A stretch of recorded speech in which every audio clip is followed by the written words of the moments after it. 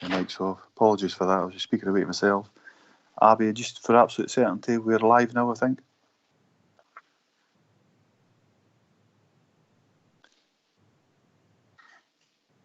Yes. Thank you, cheers. Right, okay, good morning, members. And welcome to the meeting of the Audit, Risk and Scrutiny Committee. Could I take this opportunity to welcome Vlad Valiente, who has taken over as lead officer of this, for this committee, and also Fraser Davis, who is with the Internal Audit and Risk on a temporary basis to assist this committee with our scrutiny review programme.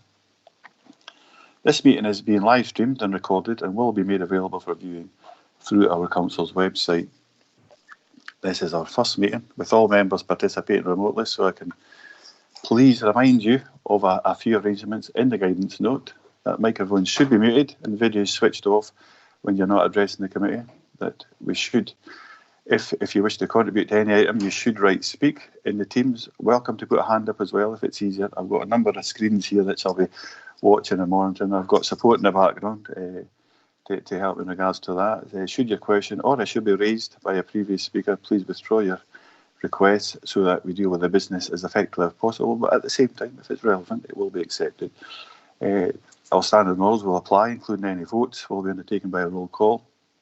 If for some reason any member is to leave the meeting for any reason, can I remind you to either leave the Teams meeting for that period of time or write leave in the Teams chat function and then rejoin. This is required us to be able to record the members' presence, and please do not use the chat function for any contributions other than material to the actual debate, if that's possible, please. Thank you. We'll also have a workshop at the conclusion of this committee, so we'll ensure that there will be suitable breaks throughout the day. I will review the position at round about 12:30. Hopefully we'll not be that far away by then. I think look at the agenda, and we'll have a lunch break and hopefully get a workshop after that, if that works okay. Right, there's a number of other bits here, so what I'll do is we'll go to item number 1 now, sending apologies. So Tracy, just for absolute assurance, Tracy, I think it's yourself, so unfortunately Claire's not with us today for personal reasons, so can you provide sending apologies, please, Tracy? Yes, good morning, Chair, morning members. We've got all 15 members present, Chair. Thank you, thanks very much. And I'd just like to approve members' remote participation at this point in time as well. So that's the meeting open, live and active from this point on officially. So we're all virtual, like we're saying, for the first time. It's certainly different. It feels different from the chair's point of view. So I don't look forward to doing this too often. If we get a dog's barking in the background, so there's not much I can do with that. Just where we are, I'll turn the mic off whenever possible. So if any members have any declarations of interest that they wish to make, I'm not seeing any hands up, not seeing anything in the chat function, so we'll take that as a no. If for some reason people have got a delay with their with an internet speed and such like, I'll take that at a later point in time, or even if it's noted. So item number 3 is the minute of the previous meeting of December, 10th of December. So any members, there's no matters arising obviously, can we agree this has been a true reflection of what took place at the time? Item number 3, again, I'm not seeing any hands up. I'll just double check the chat function, which I don't see anything in. No, it's item number 4. Huh? So if anybody just got a wee second. Nope, item number 4 is the conclusion of the follow-up work from the investigation into the 4th generation trunk roads maintenance management contract, 2013 to 18. Director of Communities, Derek Crichton, is with us today. He's leading this report. So Derek, thanks very much for putting this together. A lot of hard work to yourselves and all involved. There's a number of people, KPMG, I see it here today for any questions in particular around about their involvement in this. So, but Derek, what I'm going to ask you to do, as we've discussed briefly already, is ask you to speak to the report, please. If to actually present the report, then any questions thereafter will come back to yourself in the first instance, and if you want to then move them on to somebody, another particular officer, then that's certainly open to you. So Derek, over to you to present this, please. Thank you, Chair, and thanks for your comments. And yet, like you, it's a whole new world for us, and we're all adjusting very well, so recognise that. Thank you. Good morning, members. As you know, this is an investigation into a historical contract which ended nearly 3 years ago, And whilst financial provision had been made in the Council's accounts for the losses incurred, there was clearly a need to fully review the history of this contract. The scope of the initial investigation was agreed at the former EEI committee in July 2019, and I appointed Richard Greaveson to undertake the investigation. The findings, as you know, of the investigation were reported to full Council on the 30th of June. I think we all acknowledged they were pretty stark, including the indication that the service had insufficient capacity and capability to appropriately manage the contract over its lifetime. The investigation also highlighted the financial risks involved in trading need to be comprehensively assessed. It's now, with the benefit of hindsight, apparent that the transfer of risk to the Council as a result of taking on this contract was never identified. Put simply, when you're trading, there is both an opportunity to return a surplus as well as a loss. So, in response to these investigations findings, full Council noted that external forensic accounting services had been commissioned. Full Council also agreed 2 reviews should be undertaken. As members are aware, one was in relation to internal financial procedures and procurement standing orders. The other was a root and branch review of the road service. At the following full Council in July, members supported the appointment of an external professional expert to independently oversee the external forensic finance work, and also to ensure that the financial investigations were brought to completion. Assigning the external expert as interim chair of the Integrity Group for the duration of the follow-up review work was also agreed. As members are aware, KPMG undertook the commissioned work and their findings are attached as Appendix 1 to this report.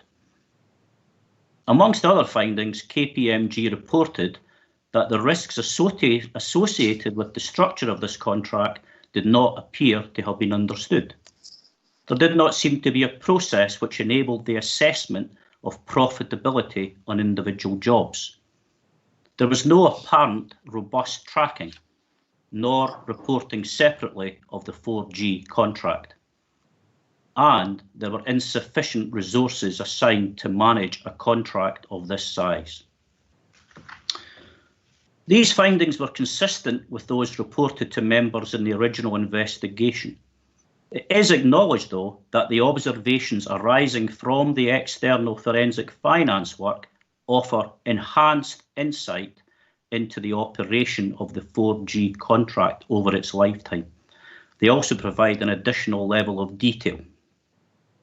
Paragraph 3.7 of today's report sets out that position for members.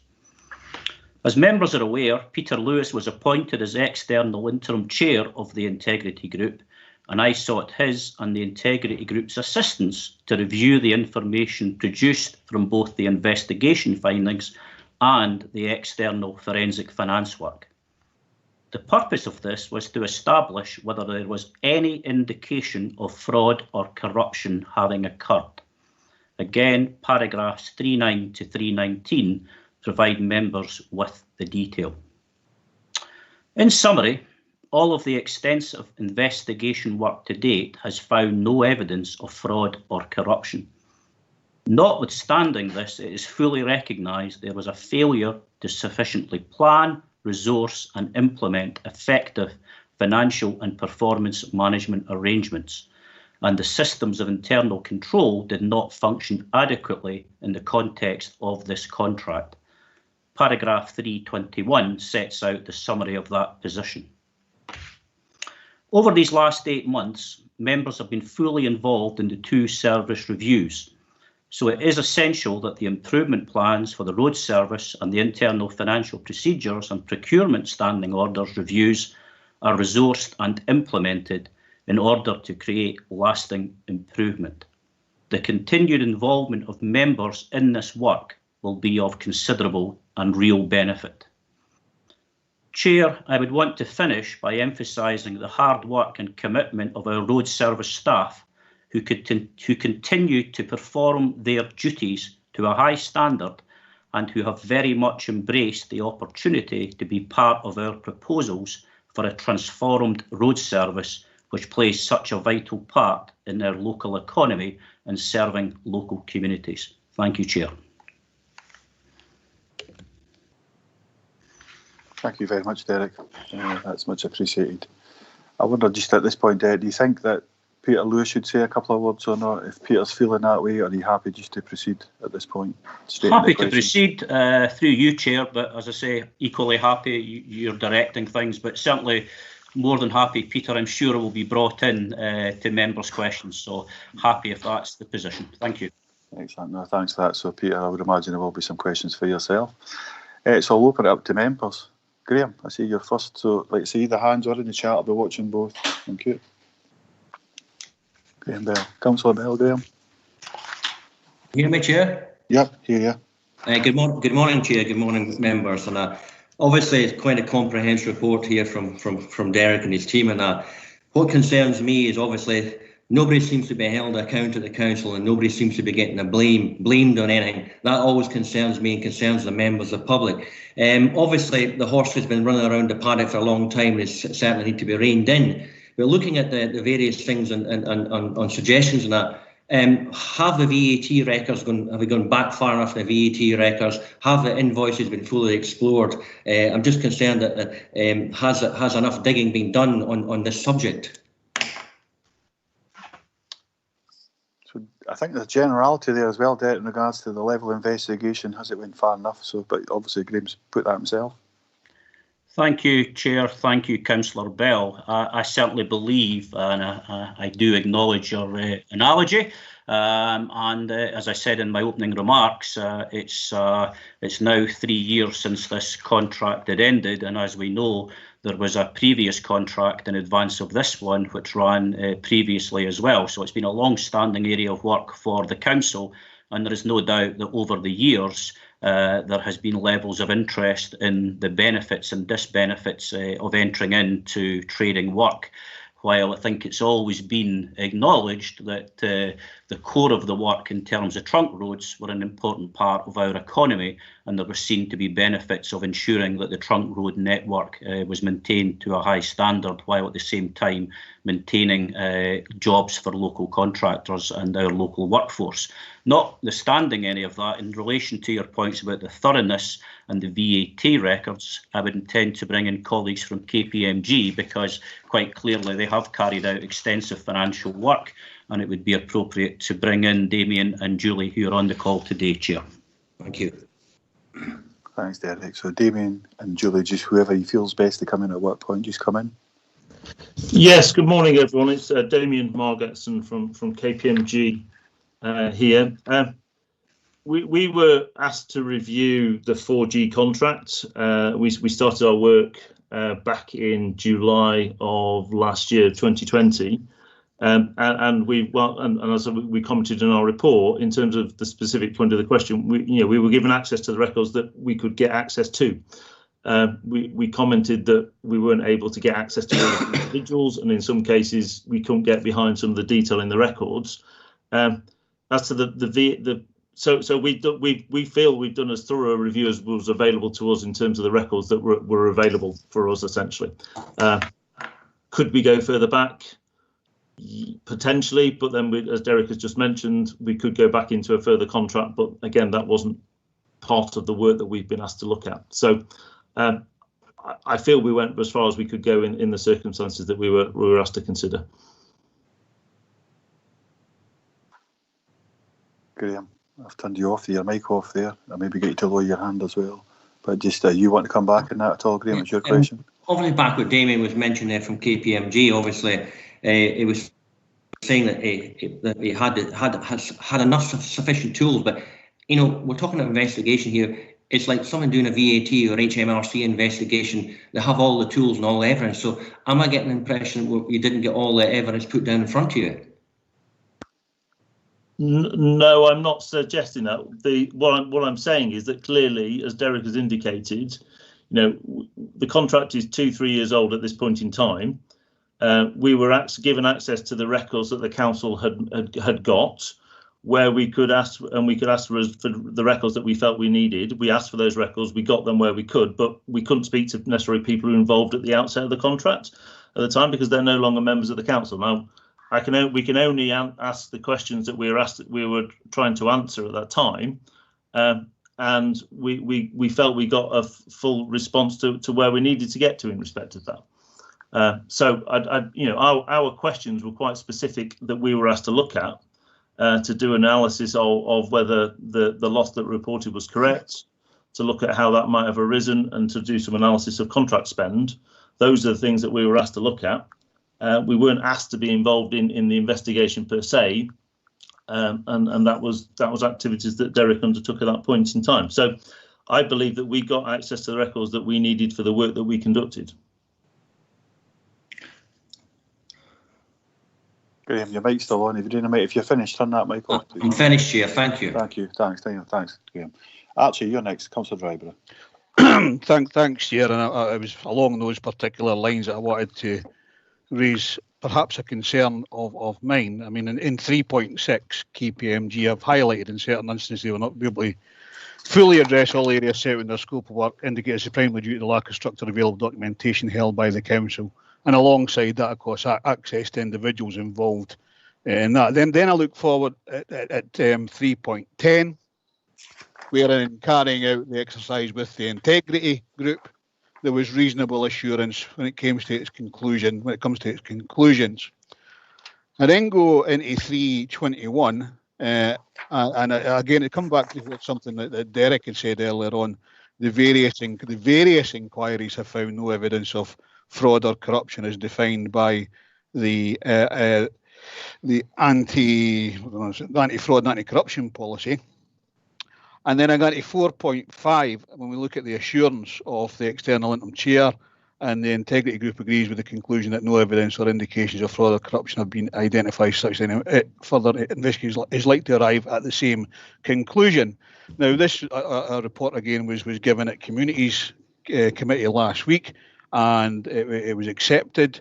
So the only issue I have, and maybe it's Derek that can answer this, is when it comes to any future work with regards paperwork and documentation of finance. Are you comfortable that, whatever the outcomes of this investigation has, you will get the full story if, and I hope we never do, go into something like this again? Through you, Chair, if that's okay. Thank you, Councillor Dryborough. Let me be clear, as I always have been. This is a very unfortunate event for the council, and whilst there was no fraud or corruption, it is quite clear that there is a catalogue of errors along this road, along this journey, probably appropriate given the context, that none of us are proud of. And quite clearly, it damages the public confidence in what we do. However, we now acknowledge that we've done a comprehensive investigation, and on that basis, considerable changes have been made, particularly in the operation of the road service, where, as you know, for example, we no longer trade. That significantly reduces that risk. Secondly, it ensures that our focus of our attention is on the roads that Dumfries and Galloway are directly responsible for, i.e. non-trunk roads. I'm very satisfied that the comprehensive roads review that we've done, that's another item on your agenda today, presents clear confidence that going forward the road service will perform to a high standard with greater member scrutiny and involvement, and I'm very proud, as I said earlier, that the workforce remain committed to that role, and we now need to give them the confidence and the tools to deliver a high-class road service wherein we maintain very clear record keeping, maintain the standards of integrity that are required when we're involved in public money. These need to be upheld to the highest standards, and I would wish to assure the committee under my direction that is indeed the arrangements we now have in place within the road service. Thank you, Chair. Thank you.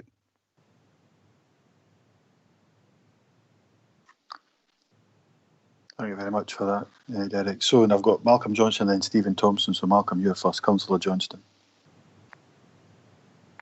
Thank you, Chair. Well, what can I say? This report makes very sorry reading.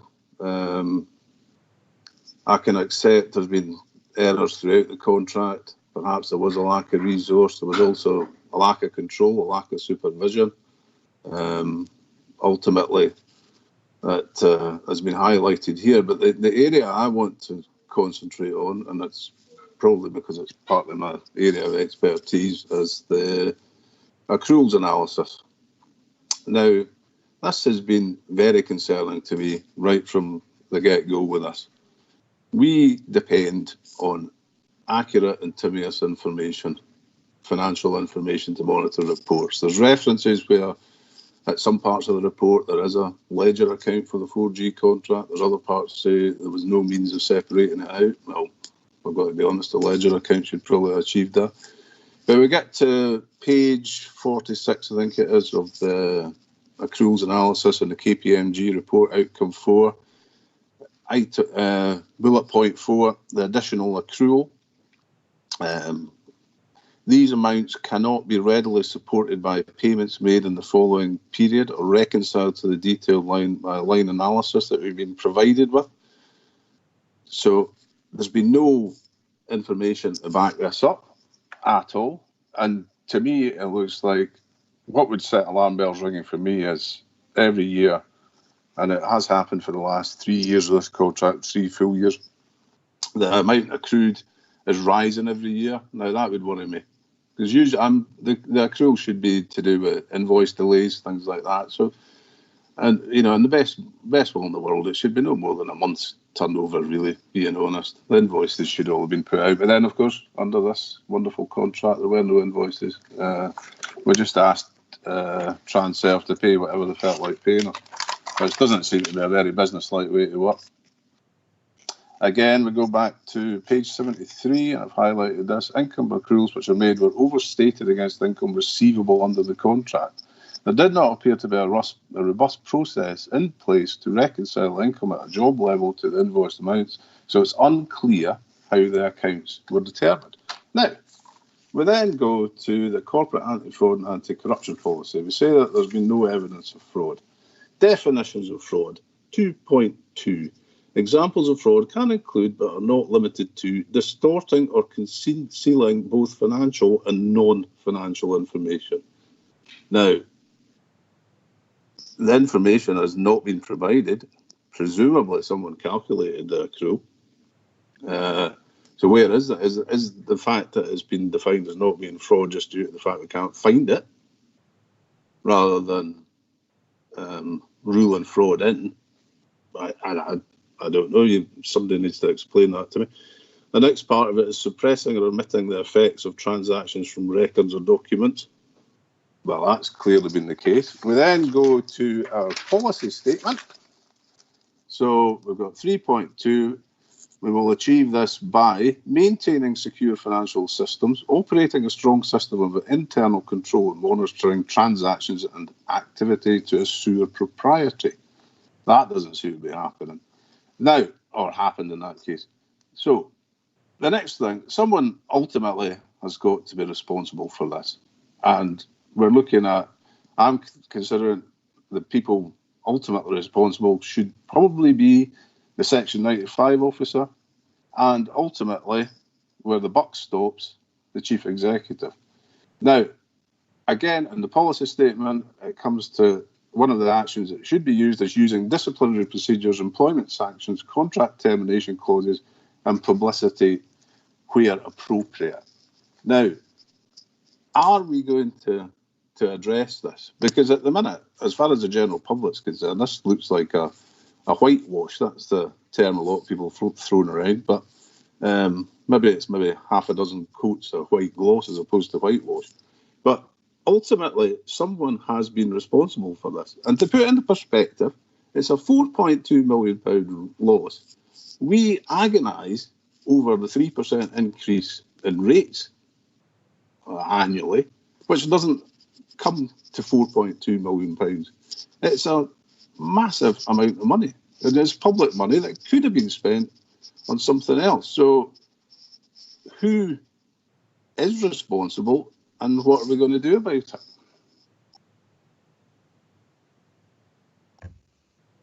Thanks so much, Malcolm, for that contribution. Just before you come in, Derek, I noticed that Vlad's got his hand up as well. So if you want to point that to Vlad, that's up to you, but just to make you aware of that. No, it's fine. Happy through you, Chair.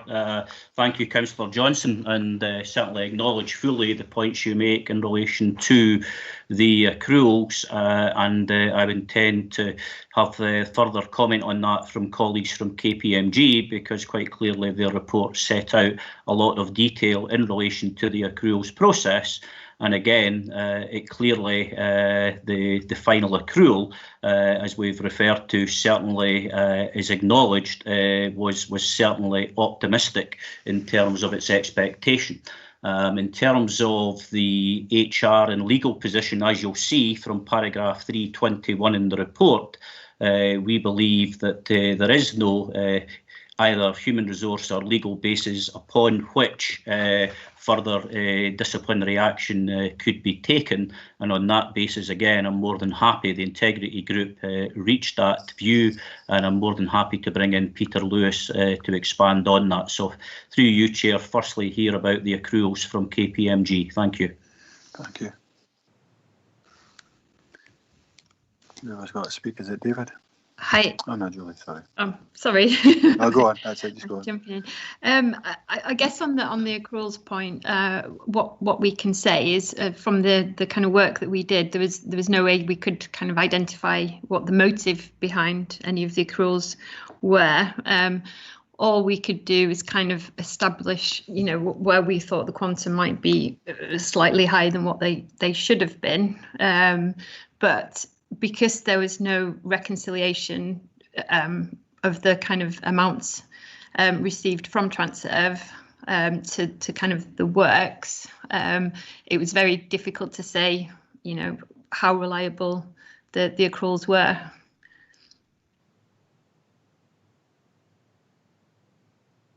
So Malcolm, you will get a chance to come back when all the questions have been answered. So Derek, again, back to you. Thank you, Chair. Thanks, Julie. And just ask Peter Lewis if he wants to comment in relation to the work of the Integrity Group. Thank you, Chair. Thank you, Chair. Thank you, Derek. Happy to do so. And I think Councillor Johnston has raised good points in terms of reviewing the anti-fraud and anti-corruption policy, and certainly that was something that the Integrity Group spent a lot of time on in terms of thinking about the records. And I think Julie used the correct word in terms of motive. So whilst it was identified, and it is clearly set out in Derek's report, that there were opportunities to review the accruals and other transactions that might have highlighted the deficit on the contract earlier. There was no hint of any ulterior motive by any individual concerned to deliberately manipulate those records. I think Derek in his introduction used the word chaos, and I think that's in the sense of what we found from the evidence that was presented, that there was a lack of order in the records that were kept, and a lack of discipline and a lack of following systems and processes that caused some of these issues, not that somebody set out to manipulate the records in order to deceive either senior officers or members in this process. And that is what the Integrity Group found, hence its finding that there was not evidence of fraud or corruption.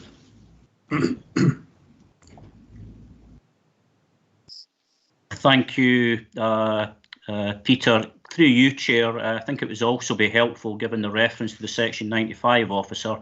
I've got Paul Garrett on the call as well, so through you, Chair, I'll ask Paul to come in. Thank you, Paul. Okay, thank you, Chair. Yep, no, I can fully understand Councillor Johnson's concerns, and I share them to an extent in terms of well, the accruals were prepared by the service, as all accruals are. I think the question for finance for myself is, why didn't we identify this issue earlier and address it earlier, and that's obviously something that we've looked at and sought to address through further developments subsequent to this issue. One of the things that was a challenge with this particular service was that much of the financial detail was held within their separate total system, so it was difficult for us to chase when accruals were being fully cleared. However, it is important to recognise that this issue was identified by Finance and brought to members as soon as we became aware of it by Finance, but fully aware that the level of the accrual should have highlighted a concern. We did provide accordingly, so there was recognition that these were accruals at a certain level as part of a trading service, and therefore it was important that Council set aside an appropriate bad debt provision for concerns regarding recovery. I think it's also important to recognise that when we did bring this issue to light to members, we set out the approach that could be taken to address the issues within the Council's financial statements. So fully appreciate the concerns that Councillor Johnson has raised. I don't have, based on the feedback from the investigation, concerns that there was deliberate manipulation within the service in respect of those accruals, but there was concerns regarding the robustness of the information upon which they were based, and therefore we've taken steps to improve our accruals processes, in particular our accruals review process going forward, to try and minimise the risk of anything of this nature happening again. Thanks, Paul. Derek, were you wanting Vlad to make comment as well or not? He had his hand up. I'm happy if he needs to come in, not a problem. Thank you, Chair. Yeah. That'll be your choice, and Vlad, you did have your hand up. No, I don't think it's required at this point in time. Okay, thank you. Cheers. We'll Thanks, do away Ian. with that. Thank you. Yep, no, thank you. Malcolm, back to you then. Thank you, Chair. I mean, one thing I could say is that if there is a tactic to use to hide anything, chaos is a very good one to use. As far as motive is concerned, I don't think there's been any personal gain made out of this, as far as I can see on the information provided. But there was a requirement as a statutory trading organisation for this to show a profit on a 3-year basis. So otherwise, the council would be in breach. Now, is that a potential motivation for making sure it looks like it's making a profit? That was signed off, obviously, in the annual accounts, which, again, quite clearly has been, obviously, they were erroneous as a result of this. So there are a number of issues, and there is a potential motive behind this, where it could be useful for someone to make sure that the unit returned a paper profit. And again, if there's no basis for working it out, I mean, I would have thought you should have had some form of calculation. There should be some form of spreadsheet. And I would still say that fits in under the anti-corruption policy of having documents unavailable. So going forward, I suppose it's encouraging that this has been looked at, because again, people have made quite big decisions based on erroneous information. And if we had had the details sooner, we could have dealt with the problem sooner, and we wouldn't have ended up in the place of a £4.2 million loss at the end of the day. But I do feel that allowing quite a large part of the council to run around in a chaotic manner is not good management practice, and I think somebody should be taken to task for it. Thanks for that, Malcolm. Thanks very much. Derek, again, so I mean, I think if yourself or Paul even wants to respond to that, then we'll definitely come back to some of these points later on. We'll start to sum up and come to that conclusion, especially about who is responsible. Thank you, Chair. Yep, bringing Paul on this point. Thank you. Thank you. Yep, thank you, Chair. Just referring to a couple of specifics that Councillor Johnson made reference to there. I think it's important to recognise that the Council's accounts did recognise a loss on the roads statutory trading organisation during the period of this contract. That was reported in the Council's annual accounts. It was also highlighted by the external auditors, and because the roads was a statutory trading operation, the external auditors had a particular focus in this area. So that it wasn't the case that they were regularly reporting profits here through these accruals, that there was a loss that was being reported annually. It's perhaps the extent of the loss that wasn't fully identified at that stage. The other thing to say is, no, there was backup to the accruals. Unfortunately, that backup proved not to be robust, and that didn't come to light fully until the end of the contract period. So that's responding particularly to a specific couple of specific concerns that Councillor Johnson raised there. Thanks, Chair. Thank you. Thanks, Paul. Malcolm, just before I leave this, we can come back to later on if you wish. Are you content with that? Oh no, I'm content for the moment. I do remember on the accounts there was reference made to the fact that the part of the loss could be down to internal charges and so forth. It wasn't exactly clear, and it is over a 3-year period that was supposed to show a profit. Yeah, no, you're absolutely right. Okay, so Councillor Thompson, Stephen, you're next. Thanks, Chair.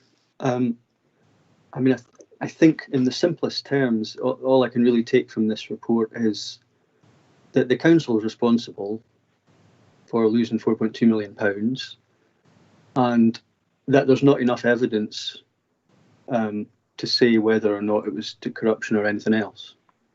So, you know, in the most basic sense. So now we could argue about whether that's elected members had some kind of blame, or it was officers, or a culture, but ultimately it's all encapsulated within whatever the council is, and that happened over a period of time. And then the only other thing, I don't think we get to say there was no corruption. I think all we get to say is there wasn't enough evidence to say there was any corruption. So ultimately it becomes back to a point where the chaos point. So how is it that we can have a chaotic council for so long and lose so much money, and yet somehow that lack of order, I think was the phrase used, prevented the evidence being available to even assure us that we were actually doing things right, let alone doing things wrong. So I think, I mean, obviously there's a lot of learning points coming out of this, and I'm glad we've had this investigation, very much needed. So I think that's really all my points would be. I think as elected members, we were obviously worried, well, would this come back on elected members during their tenure in various times? And it seemed to say in the report that really elected members neither knew the questions to ask, nor were presented with the information they needed in order to scrutinise. And it only came to light in 2018-19, I think, in certain reports. So then you say, well, if it wasn't the members, but it was the council, you know, so you could work things out with a process of elimination probably, but I don't know how fruitful that would really be now. I think we can only really go forward, and all we're being asked to do today is, you know, submit our views and note the recommendations. So, I mean, yeah, I'll leave it at that. But obviously, I suppose the question is, how do we deal with chaos? Because clearly, as Councillor Johnson said, that's the perfect breeding ground for corrupt practices, whether or not we can evidence them or not. Thanks, Chair. Well, thanks very much for that, Stephen. I think some very good points here, along with others. But Derek, over to you, and I've probably got a couple of points to make on that particular point myself. Yeah. Thank you, Chair. Thank you, Councillor Thompson. Yeah, absolutely clear and agree that the recommendation in the report is there is no evidence of fraud or corruption. So just to be clear, I fully support your sentiments in terms of the chaos versus conspiracy kind of concept. I think members are well aware that the culture of this time was particularly around commercialism. Councils were being encouraged to be commercial, to seek other avenues to generate income, and for the earlier parts of the previous contract, it would be fair to say that our contract with Amy was quite lucrative. And therefore it was a positive engagement, and that surplus money would in turn benefit our communities in different ways by returning that surplus. Unfortunately, it's quite clear, particularly with the benefit of hindsight, that that profitability that had been enjoyed under the Amy terms was quite different in relation to Transerve. It's also important to acknowledge that the level of training was considerably more in the Transurf contract than Amy. So ultimately, we were ill prepared and badly resourced, and I think that point comes out quite clearly in the report. So I think going forward, both the roads and the FPT review have clearly highlighted the level of resources that we need if we are going to fulfil work, whether that be day-to-day council services or anything else. We need to have a realistic understanding of what we're getting into, what the job is, and what resources are required to do it adequately. And quite clearly, one of the specific issues identified is the need for close working between colleagues in finance, procurement and legal services. And that's in all aspects of contract preparation, negotiation and any disputes. So quite clearly, we recognise that chaos is not where we should be as a public body, certainly not the case. And I'm reasonably confident that the issues that have come out of this are very apparent. They're recognised by all of us, and the reviews that we've now concluded in relation to FPT and road service give us a clear benchmark upon which we need to move forward and ensure that we have good performance and financial management arrangements in place, as well as the improvements that have already been referred to, particularly by the Section 95 officer in relation to accruals that have been implemented. Thank you, Chair. Thank you, Councillor Thompson. Thank you, Derek. Stephen, I'll come back to yourself. Are you content with that? Do you want to come probe a bit further? I mean, I have to sort of put my reasonable head on and think, well, you know, we have to figure out where we're going from here, and I think that's really where we're at. That's the responsible thing to do. In terms of blame, I mean, I can totally sympathise with a lot of the sentiment around this, but ultimately, it's just going to be really hard to evidence where to pin that, if it's even possible to do that. The profitability is interesting, and I sort of don't want to go there in a way, because I would worry that were we to look at how profitable we thought a service was, might be difficult to evidence as well, given the culture that we've now discovered was in the department that was delivering what we were told was a profitable service. So it might have appeared like that, but then if we looked into that for some reason, we might think, well, there wasn't even actually the record keeping there to tell us how that was profitable. So I don't really want to open that can of worms, because that's not the focus of what we're looking at now. But yeah, I mean, I'm somewhat assured by Derek's comments there, and I'll just open up to other members. Thanks, Chair. Thank you. Thanks, Stephen. I think some of your points that you've raised there, I'll come back anyway to other members. I'll certainly be raising some of them points, but I'll let everybody else get their chance first. We've got a number of speakers, but I think we have to understand as a council, going back to some of the points you've made, okay, we are the council's elected members, and we delegate our authority, and we expect to receive information back in the proper manner. How we get that level of support to understand it, the level of information that's coming back in the right format, how we access that, that's something that I'll certainly pick up on, but I don't think for a minute we can allow this just to go back to full council without giving it the proper scrutiny that it needs, and I think it's starting to get that this morning. So it's Councillor Karen Crothers. Karen, it's over to you now. Thank you, Chair. Obviously, this is a really concerning report, so it is, and some of the points that have been made. So, Derek brought up the fact that there's no evidence of fraud. However, there was a catalogue of errors, and it's also been described as being chaotic and lack of order. But that chaos and lack of order has actually resulted in a 4.2 million loss, which is really concerning. And I'm sorry, but I think we have to have someone or something to be able to say, that's a conduct issue. So somebody has to take responsibility for the fact that through their chaotic management styles, whatever it was, there is a £4.2 million loss. So we cannot, just sweep this under the carpet. The other thing is, I just want to point out, a few years ago, I attended a fraud seminar. So that it was Ricky Hutton, the Chief Investigating Fraud Officer, that came down to talk to the council. That was a members-only seminar. And actually at that, there was 5 members and about 20 plus officials. And one of the things that really concerned me at the time was the people that were asking the questions were particular officials, and they were scribing unbelievably. So one of the things that I was hoping from that actual seminar was that councillors would be able to access information so that we could just alleviate any concerns that public had. You know, there's always lots of, you know, things being bandied about corruption and, you know, concern about that. So I think we need to go forward and find a way that councillors can access information that allows these concerns or, you know, people's suspicions to be put at rest. So I really do think that we need to consider whatever way we can access really low-level information.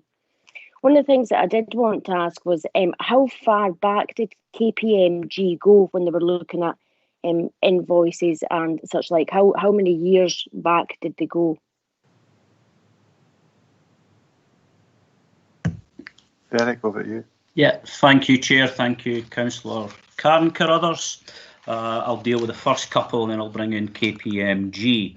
I'll just simply refer you to paragraph 321 of the report, where, based on there being no evidence of fraud or corruption, the unanimous view of the integrity group was there is no legal or HR basis to pursue disciplinary against the council employee.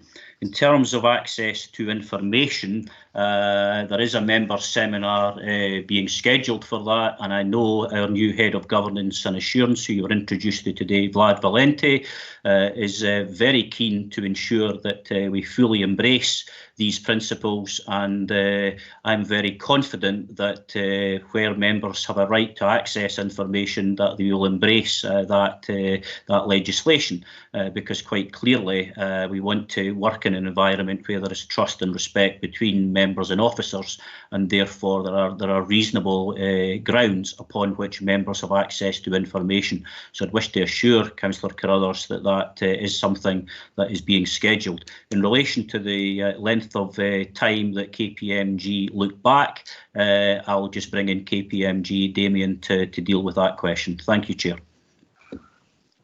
Thank you, Derek. Yeah, and to answer the question, we went back to 2013-14, the start of the 4G contract. So there were we tied back as best we could the records that were available on both the income and the expenditure side covering that period. Thank you. Carla, you want to come back and ask anything surplus to that? No, that's fine, Chair. I can come back in at a later date. Okay, we'll be summing up so we get to the end. We'll try and come to a conclusion when we put everything together. Any response to full council in particular? Might even need to consider things further. So we've got Councillor Hagman, Councillor Ingalls. Katie, you're first. Thank you, Chair, and good morning, members and officers. First of all, I just want to say thank you to everybody who's been involved with this report. It is extensive. I don't think anybody can deny that. It's not what members essentially were looking for, and I can completely appreciate why some members are wanting to have that one focus point of this is what went wrong. This is perhaps an individual that could be accused of fraud, so to speak. It's, I appreciate, the words that are being bandied around of chaos, lack of control, and, chaos by its very nature is chaotic. So, I am as disappointed and angry, I suppose, like members of the public will be, that there has been this huge loss and we're not able to find that single identifying spot. There are questions that are still going to be outstanding, and I don't think we're ever going to find the answer to that, and that is also hugely disappointing. I'm sure, like many of the members here, I'm going to be sat within my community council meetings and I'm going to be getting emails from members of the public asking why are we in this situation, because there's not, those clear, distinct points that people are looking for. But my questions that I have this morning, primarily, well, first of all, is really to Peter Lewis as the independent chair of the Integrity Group, and also for Vlad, who is our legal expert in the committee here today. And I'm looking for reassurances of our anti-fraud and anti-corruption policy. Now, Peter had made reference to the fact that this was being reviewed, and I'm looking for that reassurance to know, because I didn't sit in Policy and Resources when this was first put through several years ago, but is our policy up to date and is it legally sound? And are we going to be getting any further recommendations back from that? So that would be my first point. My second point is really to Derek, who is the director with overall control of the service. Now, there has been a huge amount of work, and I don't think we can diminish that. There's the finance procedures report and the review of which, being involved with the FPT, I've been involved with that. And what have we got? 16 recommendations with various bullet points. We've also got the review of the road service, which has the 6 core themes and the numerous bullet points within those items. And then, separate to that, we have also got how road service is going to be going forward in the future, of which I believe there was 46 recommendations that were passed at Communities Council. Now, that's a huge body of work, and I don't think we can take away from that. So my question is quite a simple one to Derek. Have we done enough to be able to move forward to ensure that we are never in this position again? Because actually there's so many recommendations here. Have we got some tight controls to make sure that those recommendations are actually followed through and fulfilled? So it's quite a long-winded question, but it's really, I'm looking for those legal reassurances to know, are we working within our legal framework that is sound and not going to be open to scrutiny? And Derek, as head of service, are you confident that we can, go forward and not find a repeat of any of these situations for the future? Thank you. Thank you. Thank you, Derek. Chair. Thanks, Chair, and thanks, Councillor Hagman, and certainly found your comments very relevant. I'll bring in Peter in particular, and Vlad may wish to comment as well in terms of the position on the policy. In terms of have we got enough assurances now that this could not be repeated, I would emphasise that, as I said in the beginning, that there was an assumption that when you trade, that the grass is green and it's easy money. Well, I don't need to tell anybody on this committee, there are no guarantees. And I think that, with hindsight, there was a degree of false optimism that we would just simply get into these contracts and we would make money. As we know, we were trading to a high level, £32 million over 5 years. That's a lot of money. And the net result was that we did not recover 13% of that, and hence we had the loss of 4.2 million. It was a 13% under recovery of the income. If we'd achieved that, we would have broken even. So firstly, we no longer trade. And on a personal basis, I would simply say I am very comfortable with that. It's a hard enough job for the council to run its own core services without operating an additional service that's out there to make a surplus. It's a tough business out there, and there are a lot of good businesses who would be our competitors. So quite clearly our core focus now is our internal road service, and that's a big enough challenge as we've seen from recent reports. And I think for the workforce, this gives a considerable sigh of relief, because there has undoubtedly been a workforce who have been confused. What was more important? Was it more important to be actually servicing our own internal roads, or was it seen to be more important that actually we were out there making a profit? There were confusing signals, it would appear, that were being given. I can reassure the committee today that the workforce recognise their core purpose is to maintain the roads of Dumfries and Galloway to the highest standard, and for them to be fully involved in ensuring we're resourced appropriately, with the right technical expertise, with the right arrangements. So I'm very confident that we've got a hard-working, committed workforce who have a core purpose to achieve now, and going forward we will absolutely endeavour to do that to the highest standard. So that, I believe, deals with Councillor Hagman's point to myself, and I'm now happy to bring in Peter Lewis and Vlad as appropriate in relation to the policy operation. Thank you. Thank you, Chair. Thank you, Derek. Pick up a couple of points there, and Councillor Hagman made reference to a focal point for the problems that have been reported here, and a couple of other members have too.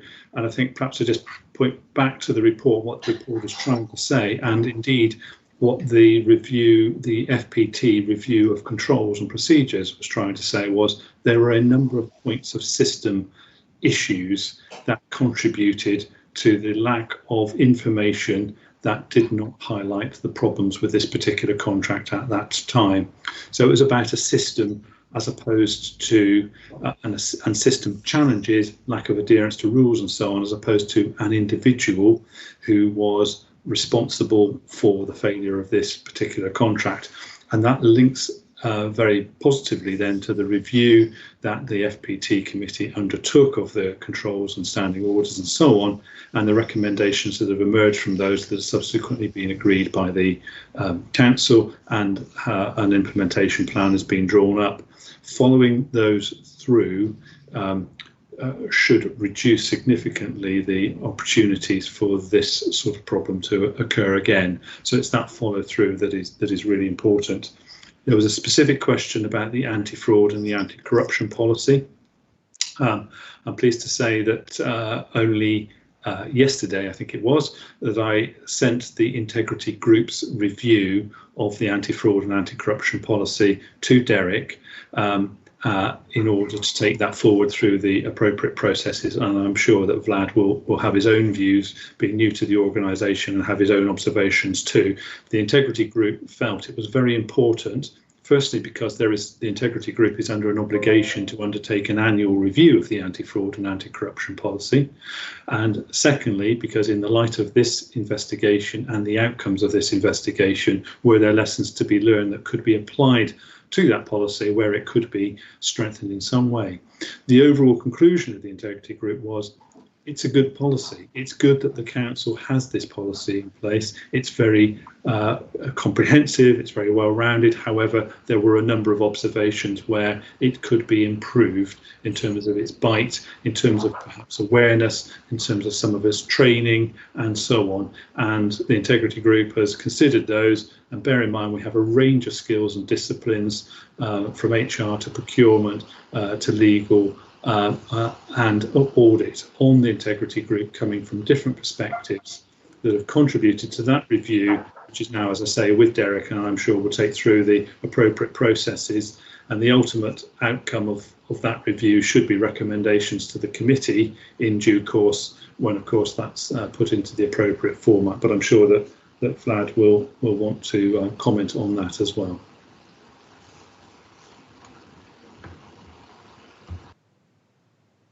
Vlad, you sort of, and I'll bring you back in, Katie, once we get sorted. Thank you, Chair. Yes, in terms of the policy, I'm glad that Peter mentioned that review in terms of what has been carried out for the anti-fraud policy. Now, it's in, from my perspective, having just come into the organisation, I think it's pretty much in line with what I've seen elsewhere. However, as also Peter has pointed out, there is room for improvement in all the policies, but I think more importantly, rather than room for improvement, the actual policy and strategy itself is how we implement that. And that includes the training elements, the infrastructure, and the understanding of what that actually means for all the relevant officers involved. And this plays along with the overall governance and assurance remit that falls within my portfolio in terms of driving that corporate cultural change within the organisation, playing the kind of business partnership approach between teams, which Derek mentioned before, between legal, finance, procurement, and ultimately being a bigger team with different skill sets that we bring to the table that can provide the risks and highlight the risk and ultimately provide those risks to the decision makers, so that when these things prop up, we can point out, look, here's the risk in terms of trading, for example. If we were to go down that route again, here's the risk associated with that, and we would monitor and control that as we go along. So I think the policies, as I said, is part of a bigger jigsaw, and ultimately what we're trying to drive with the FPT review, and certainly with what's been recommended here today, is ultimately the drive that cultural change to ensure that we don't land in that chaotic scenario again, and that we have the right systems in place with the right training, and ultimately every single officer knows their role within that. Thanks for that, Vlad. So, Katie, you're certainly welcome to come back in, probe a bit further. Yeah, no, that's great. Thank you, Chair. And I guess I just want to say thank you to Peter for leading that as our independent chair. Obviously, I worked closely with him under the FPT review, but also, you know, we have got Vlad to give us that reassurance. So thank you. And yeah, I mean, Derek, I guess it's a simple question. Are you confident that we've got the systems in place as the director in charge of this service going forward? Are you happy with this report? And that's what I'm looking for from you. But you know, the questions have been answered, Chair. So thank you for giving me the opportunity. No, thank you, Katie. I think it's day and night compared to what we had, reflecting back from his own view. But I still think we have to fully understand what's happened. Could we have done better? We're at a point in time we'll have to come to a conclusion. But ultimately, have the people who should have been held responsible, and that's where I'll come back to, certainly, as we get close to the end of the meeting. Councillor Ingalls, David, you're next. Yeah, thank you, Chair. Good morning, everyone. And yeah, this makes horrendous reading, I'm afraid. You know, I attend community councils about a dozen or so a month, and some of them have this on their agenda. And they're asking the question, you know, what happened to this 3 million or 4 million, whatever figure they have in their minutes, and how was it lost? You know, if we go to 3.6 on page 17, for me, this was gross financial mismanagement. Now, I think that's backed up by a clause within that 3.6 on page 17, which says, alongside this, they were unable to access those individuals involved in the financial management of the 4G contract. If they were unable to speak to these people and get their views on what happened, how can this be a thorough investigation?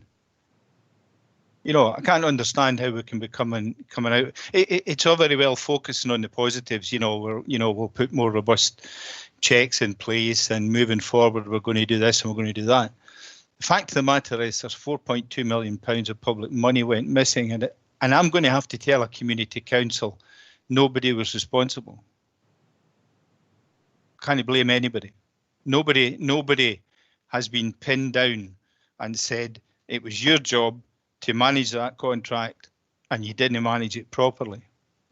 So, you know, that we're the front line when it comes to the public when we go to community councils. We're the ones that are going to have to defend that at a community council meeting. I mean, it's going to be difficult to do that and walk away with confidence that you put everybody's mind at rest. Yeah, sorry, but I have real difficulties with this, to the point where, you know, and I think it was suggested a few committee meetings back that this should really go legal. You know, there is no evidence of fraud, according to this report. Was there evidence that there wasn't any fraud? You know, just how thorough has this been looked into, given the fact that Damien has already stated that he had limited access to documents and couldn't speak to certain people who were involved in the management of the contract. I just find it really difficult to palate, I'm afraid. Thanks, David. We'll come back to you. So, Derek. Thank you, Chair. Thank you, Councillor Ingalls.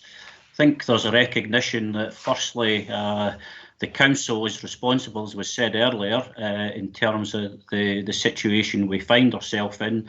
We've heard from the independent chair of the integrity group that it was an organisational failure rather than an individual. There was a series of events that contributed to it, and as I've said earlier, there was a decision to trade, and therefore that decision always had the associated risks of trading that we would potentially return either a surplus or a loss, and in this case we failed to recover, as I've said earlier, 13% of income, which contributed to ultimately the 4.2 loss that we achieved. Absolutely no pleasure in any of that. But as we've been clear from the original investigation, a number of people were interviewed. We have to be careful in terms of those former employees, in terms of what access we do have to them. And therefore, we believe we've done a thorough investigation, and that's why we're quite clear in the recommendations that there is no evidence of fraud or corruption. But that's not to say that anybody takes any pleasure in the story that we've had to reveal in this report. Thank you, Chair. Thank you, Derek. David? Yeah, thanks, Chair. You content with that at the moment then? You're fine, David, I take it? Yeah, yeah. Okay, no, thanks very much. So I don't think I've got any. Oh, no, I have, sorry. So I've got Councillor Scobie, and I'm probably expecting something for you, Jane, as Vice Chair, but it's up to you, leave it up to you. But certainly, Councillor Scobie, you're next, Wally.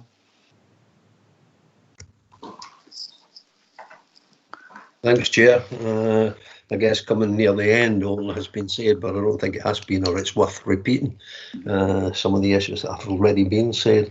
In particular, 3.2 at the beginning, and I may be pleasing to hear Derek say, in terms of the culture of the department, in what is needed in the change in the culture, and this seems to be brought about not because of members, but in spite of members, that this whole thing has happened. And I think I refer to 3.22, and I think that's the only bit I see in here in terms of public accountability, where we're all publicly accountable, both as members and as officers. And that's the only one reference that I see to that.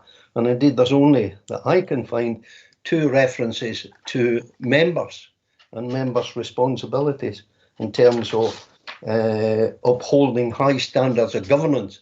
So I look forward to when I can meet with Vlad to discuss this and others in terms of members' information and the right to that information on a need-to-know basis. So, it comes back to 3.15 on the basis of members and members' accountability in holding officers to account, and equally the opposition parties to hold the leadership to account. And it does go back to 2015-16, and I think there were 3 changes in the administration. And did they give proper leadership in terms of members to officers, holding them to account in the information that was not received, if that was the case? So I think, it was a Tory SNP administration, to my knowledge, then a Labour, and now an SNP Labour administration. So are they responsible? And did the investigation look at that, whether it was a member issue in terms of proper leadership and holding officer to account? And as I say, I'm pleased with the changes that Derek has made in that culture and member information on a right-to-know basis. But I go back to 3.2, where it says here, the findings highlighted the lack of clear delivery model which would have managed the council's risk exposure and ensured successful delivery of contract both operationally and financially. And I know Malcolm spoke of that. and referred to the accrual. But will we be given the proper information, and could we, as an audit and risk, and memory just slips me here as to when we did bring in an audit and risk committee, whether we were fulfilling our job as we are today in making those accounts. Because part of the report goes on to say in 3.6, and I know Damien has spoken on this and couldn't get access to personnel, but it says KPMG have highlighted in certain instances they were not able to fully address all the areas set out in their scope of work, and indicate this is primarily due to the lack of structured available documentation held by the council. It goes on to say, alongside this, they were unable to access those individuals involved in the financial management. And I know Derek spoke just not so many minutes ago in terms of what the council's ability was in accessing those members. But an external, and I think it was Ian Blake at one of the full council meetings that moved, and I think you seconded, Chair, a police investigation, because the police would have access to those individuals when the council may not, to see what happened at the time that this is being reported. 310 goes on to talk about in carrying out the exercise. The integrity group highlighted that there are acknowledged deficiencies in the information held, and then goes on to talk about definitive position cannot be given. I think what we've got to do as an audit committee is to ask ourselves, not the officers or anyone that carried out the investigation, but to ask ourselves, are we satisfied with the outcome of the investigation, and do we think that it has gone far enough? As is in 3.5, has the council gone far enough to satisfy itself with the investigation? And that's a question we've got to ask, not of officers, not of those carrying out the investigation, because their findings are before us, but are we satisfied? Because Stephen Thompson referred to that there wasn't enough evidence in the report. We've heard of the chaos and everything else. We've got to satisfy ourselves in terms of what David Ingalls asked and what Katie Hagman. When we go back to the public, have we satisfied ourselves enough that the investigation is come out with the conclusions that they have, or do we need to go further? That's a question I would like answered by the members. We'll come back to that for sure. So, Derek, if you can answer that, and I will come back and answer that particularly myself, because I'm very like-minded to what you're saying. Derek. Thank you, Chair. Thank you, Councillor Scobie. I'll bring in Damien in terms of the access to information point. Quite clearly, he can explain that in more detail, and in essence, it's what we've said earlier. It was the availability of that information. It wasn't that it was withheld, but I'll let Damien put that on the record as he feels appropriate. I think members know me well enough, and therefore I'm looking back on this with the benefit of hindsight. I am in the fortunate position that I wasn't involved in the management of this service or the contract at this time. Very openly, I find it difficult to relate to. It's not a culture that I have in any way got any recognition of, because fundamentally the council is the elected members who are elected to serve the people of Dumfries and Galloway, and the reporting of information regularly, frequently and openly is second nature. So I am very clear that going forward, that is exactly how the road service is now being managed, that all information that is required to be in the public domain through elected members will indeed be the culture. And that's why it's important to recognise that at no point was there a specific report on this contract to any committee of the council for the duration of the contract. And quite clearly, with the benefit of hindsight, that was a failing collectively, that there was not sufficient reporting and scrutiny of the contract that we're talking about today. I'll now bring in Damien from KPMG. Thank you. Thank you, Chair. Thank you, Derek. again, I suppose reiterate the points we've made already, in that we were asked to do a specific scope of work. We asked questions of the individuals that we were pointed to in order to ask to elicit the information. We were given access to some of the records of the council that were held on a SharePoint site, and in some cases we couldn't find the records that we were looking for. Can I say that that's deliberate concealment, or those records weren't available or couldn't be found by the person we were asking of? Difficult for me to say that comment. We got where we got to in terms of the analysis that we could undertake at that point in time. That's where we got. We asked the questions. We got the information that we were able to access at that point in time. I'm not sure there's more I can really say to echo the points that we said previously or set out in the report, or Derek's made before in relation to this point. Floor's yours, Willie. Yeah, I come back and I did not ask questions either of Derek nor of Damien. I made the point that was it about leadership, and could the finger be pointed out any of the administration throughout this period?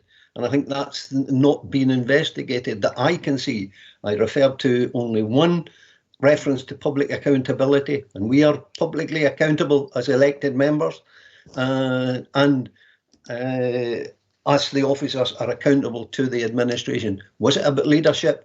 So not entirely just pointing at officers, but did we carry out, and Derek came back, there was no reports being put before members at the time on the contract, and was there proper scrutiny of the contract? And there was a scrutiny committee and then an audit that followed. So there was a body that could have done that.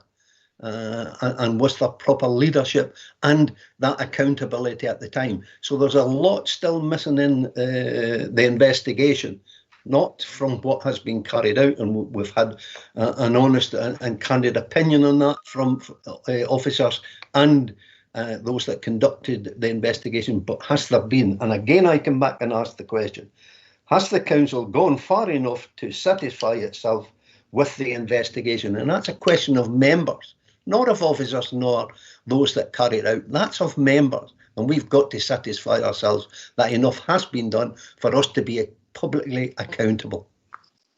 So that's my question to members. Thanks, Wally. So I'll start by answering that, whether other members follow suit or not. But I don't feel as if I'm not happy. I'm not content with the investigation. I am content that actually the processes that have been changed moving forward are fit for purpose. They're adequate. That's certainly it looks like. There's certainly what I'm hearing on the ground as well. They are working. It's starting. The ground's being tested when it comes to whether it's procurement, whether it's I see myself the difference in the road structure. Going back to some of your comments, the positiveness. We were told for years without that extra trading, that deficit in funds coming in as a surplus would affect the road service so much we couldn't possibly do without it. That's to see the benefit. That's we haven't got a surplus coming in. The road service looks to me as if it's improving vastly compared to where it was. So, come back to I'll just quickly go over. So, in 2013, this was signed dotted line. Willie, if you remember it, I was in the chair at that time, the then Planning, Housing and Environment Services Committee. There would be a DG first as a commissioning body. There would be a DG first management committee at that point as well. So.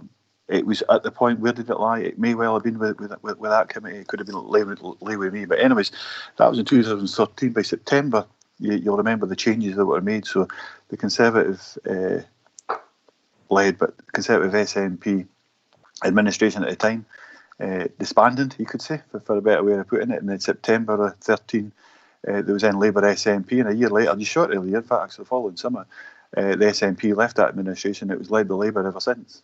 So when the accruals start to show, you'll see the pattern there, without being political, but I've analysed this myself. So that's continued right through up until the end of the contract. It's been Labour-led, and ultimately SNP have came in at the very back in 2017 when it's come to a conclusion again. But it does come back to the point, okay, who's actually responsible? Listen, and I did say I would come back to that point. That's a question that's been asked to me, who's responsible? So we talk about the council. I think sometimes members talk about the council as one thing and officers talk about the council as being another.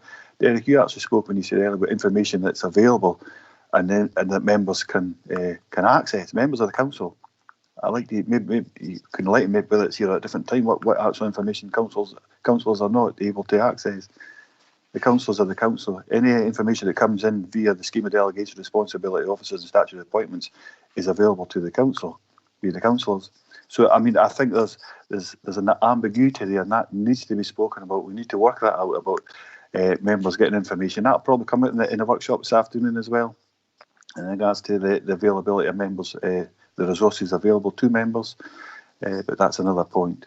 So political leadership, I really want to understand if the finger can be pointed at me at the start of that contract. Where was I? Was I involved?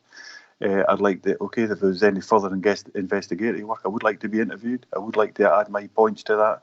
I'd say this is where I think you should be looking as well. For unfortunate reasons, I wasn't able to fit into the timelines with this investigation. That's just unfortunate.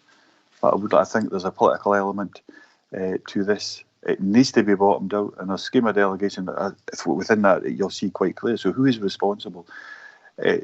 Chaos, incompetence has also been mentioned in other venues, and I would agree that that's okay. Chaotic, incompetent behaviours, we have experienced that through the council.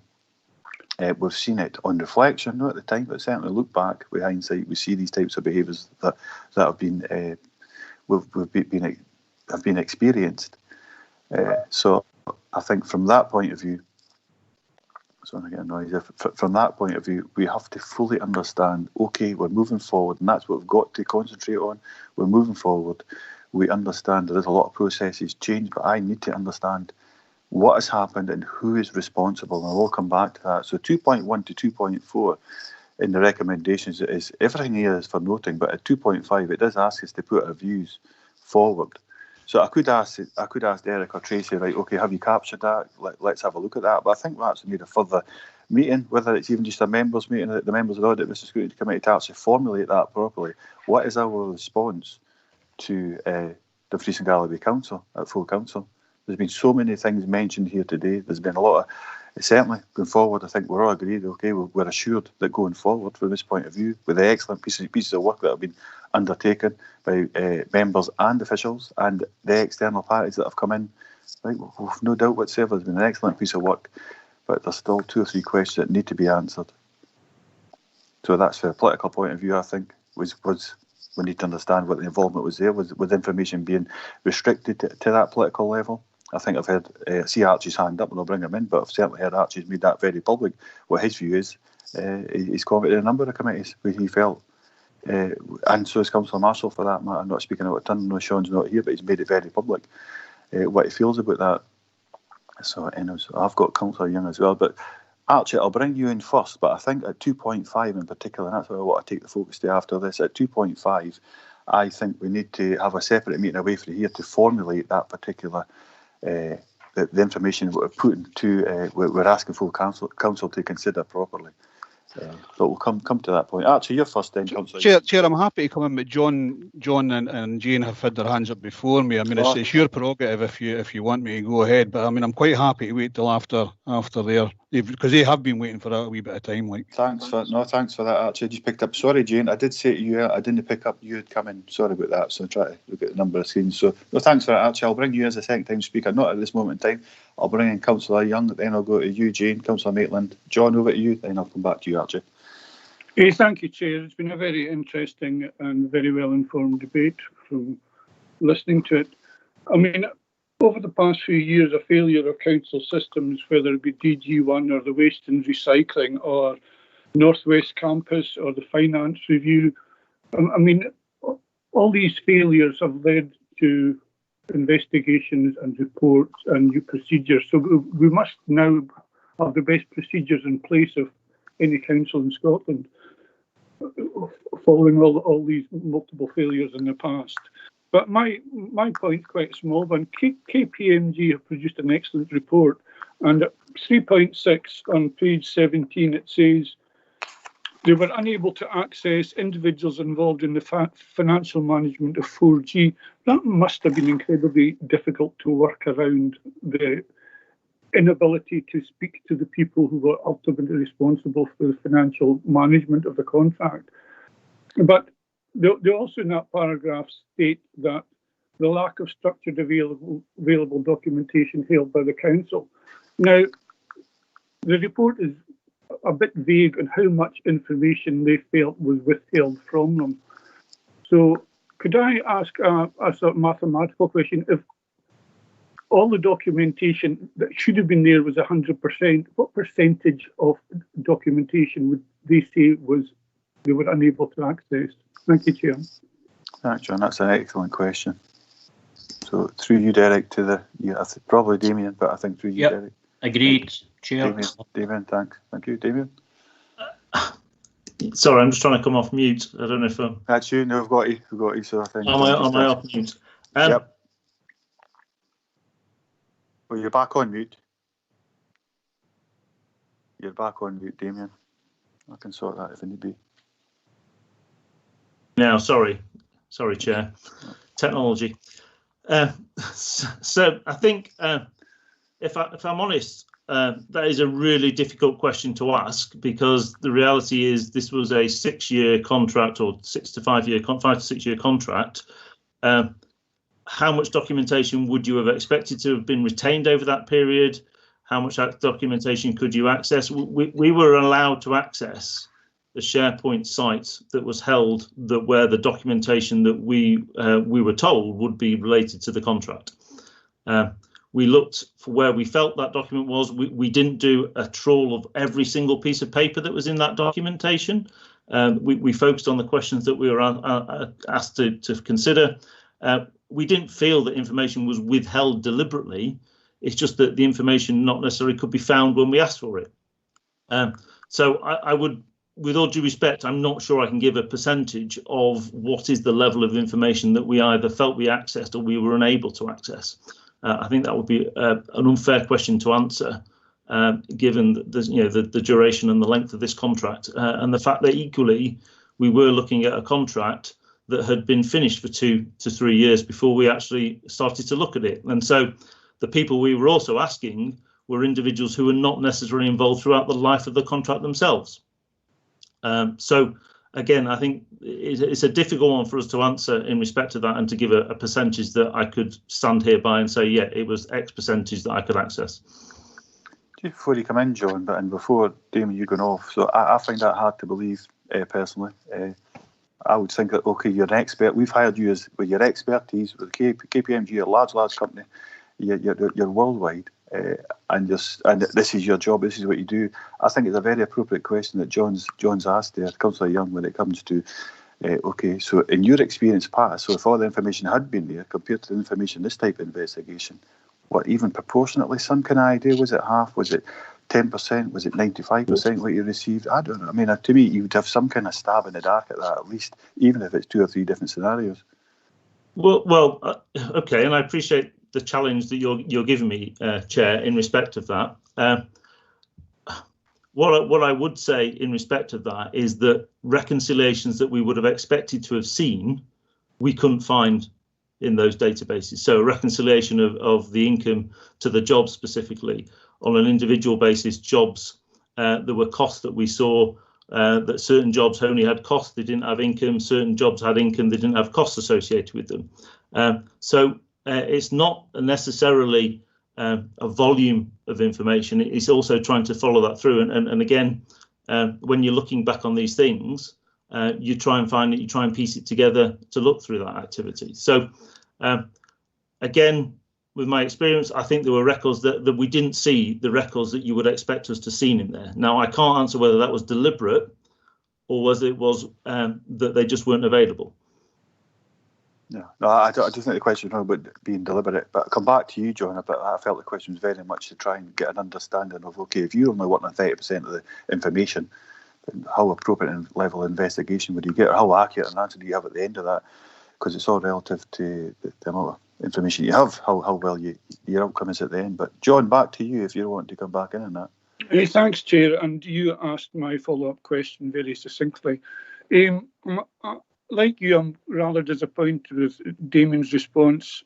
For a person with his high level of expertise, I would think he should be able to give a better indication of how much material he would have expected to see in a well-run organisation was in fact absent. And I don't think that's been really addressed. Thanks, Chair. Thanks, John. Councillor Young. So, Damien, I will give you a chance to come back in, but see, Peter Lucy's want to come in most very likely on the same point. I'll let Peter say a few words, then if you want to come back and respond further, Damien, you're very welcome to. Thank you, Chair. Yes, it is, and perhaps to help this point of the conversation, if I can, many of the conversations, and members will recall that I was the link point with KPMG for the purposes of independence and so on, and many of the conversations that Damien and I had were in regard of the impact of lack of records on the confidence with which they could arrive at their conclusions. And Damien has tried to set that out in the report in terms of confidence and so on. I wonder if that might be, rather than a percentage of records, perhaps if Damien could comment on the confidence with which he has arrived at the conclusions to try and reassure members, rather than the focus purely on the percentage of records available, if that might be helpful to members. Thank you. I think it probably would. Damien? Yeah. Thank you, Peter. So we were asked some specific questions in respect of the work that we were asked to do. We were asked to look at whether we felt the loss was the 3.3 or the 4.2. We were quite quick to see in that activity that actually we felt that the income had been overstated, and therefore there was an issue in respect to that. So I'm very confident in the recalculated number that we had, and we talked that through with the finance team in respect of whether we felt that the adjustments that we saw were correct to make to the reported number in respect of that. We were asked to then give consideration to the reasons for the loss emerging. And in terms of the conclusions that we've reached in respect to that, again, I feel confident that we've set out what we could see from the information, the reasons for those losses. We were then also asked to give some view on the expend by third-party contractors. We've provided some analysis in respect to that, and again, that showed that there was a significant amount to spend with external parties in respect to that activity. And then on the accruals activity, yes, it's been raised already. We looked at that. We would have expected there to have been some more detailed analysis in relation to the accruals. We tried a different approach to look at that analysis and came up with a view that was different to what had been reported previously. That probably would be one area where you would have thought that would have been more detailedly recorded than we'd seen. Again, I can't comment on why that wasn't the case in respect to that activity. So if we turn the question slightly around, am I confident in the conclusions that we have drawn? Then yes, I am confident in those conclusions that we have drawn. Thanks. I feel much more comfortable with that. But John, it's your questions. I'll come back to make sure you're comfortable with that before we move on to Jane. No, I'm happy to move on, Chair. Thanks. Thanks, John. Thanks very much for that. Councillor Maitland. Jane, over to you. Thanks, thanks, Chairman. Actually, quite a bit of my question has been asked with respect to the impact of lack of records on the confidence we have in this report. But going back to what this report is about, Chairman, there are very good and proper points being made on the political overview, but this report's about whether there was fraud and corruption. And I've taken as a starting point, having fretted over this report, that fraud, in my view, is an intentional deception. And we are, up to a point, being reassured that has not taken place. There are big holes in this. I mean, I do think that paragraph 3.16 is a major issue that we need to pick away at. Councillor Johnson is, I think, correct in saying that he thinks that there has not been adequate control over this, and I would suggest that there hasn't been adequate transparency. And I would ask about what we could probably have expected to have known and been told with respect to that particular accrual and entry that was made. The problem is, at the moment, is that we're talking about driving corporate cultural change and the work that will be done by finance, legal and procurement systems. What we're looking for is to protect officers, in my view, from the need and therefore the temptation to conceal and to fix. Because I think that this council has suffered over the years from that sort of culture. Instead of making certain that we put stuff on the table and explain to members on an ongoing basis what has been happening and what has been going wrong. There's been a culture of concealment, and I think that we need to make certain that officers feel that they have the equipment to follow rules and be open and to learn from mistakes. I do appreciate that people want somebody to kick around. My goodness me, I do too. I have watched the DG First machinations from afar and felt angry. But I don't think there's anything to be gained, I'm afraid, from looking for a particular scalp. I don't think that's doable. I think probably I'll leave it there at this point, Chairman, but I think we should take comfort from section 4 in the report. I do think we should take comfort from that, because I don't think there was any indication that there had been personal gain from this fraud, from a fraud or a corruption. But I do think there has been concealment, and that's the bit that I make certain that we root out this desire to conceal. Thanks, Jane. You're really choppy there at times. I think you've got 95% of that. Derek, do you want to respond to that?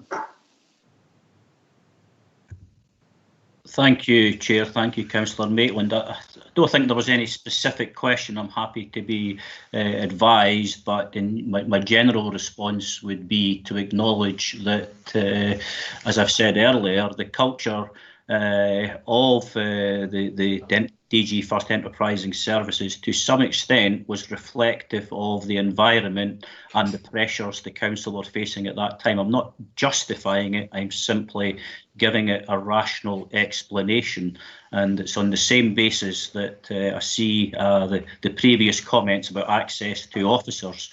It's clearly recognised by the council that without prejudice, and I stress this, without prejudice, the key players are no longer employees of this council. So again, it's not about not being entitled to access them, it's about we have access to existing employees rather than former employees, and again I say that without prejudice to those former employees. So happy to pause there, Chair. Just in terms of your point, I would hope that my colleagues in governance have an indication of the key script from today, and therefore, so we can indeed move matters forward. That's within the gift of this committee, but I'll leave you to decide that at the appropriate time. All I would emphasise on the record is that I manage a very large department with 1,300 employees, £64 million.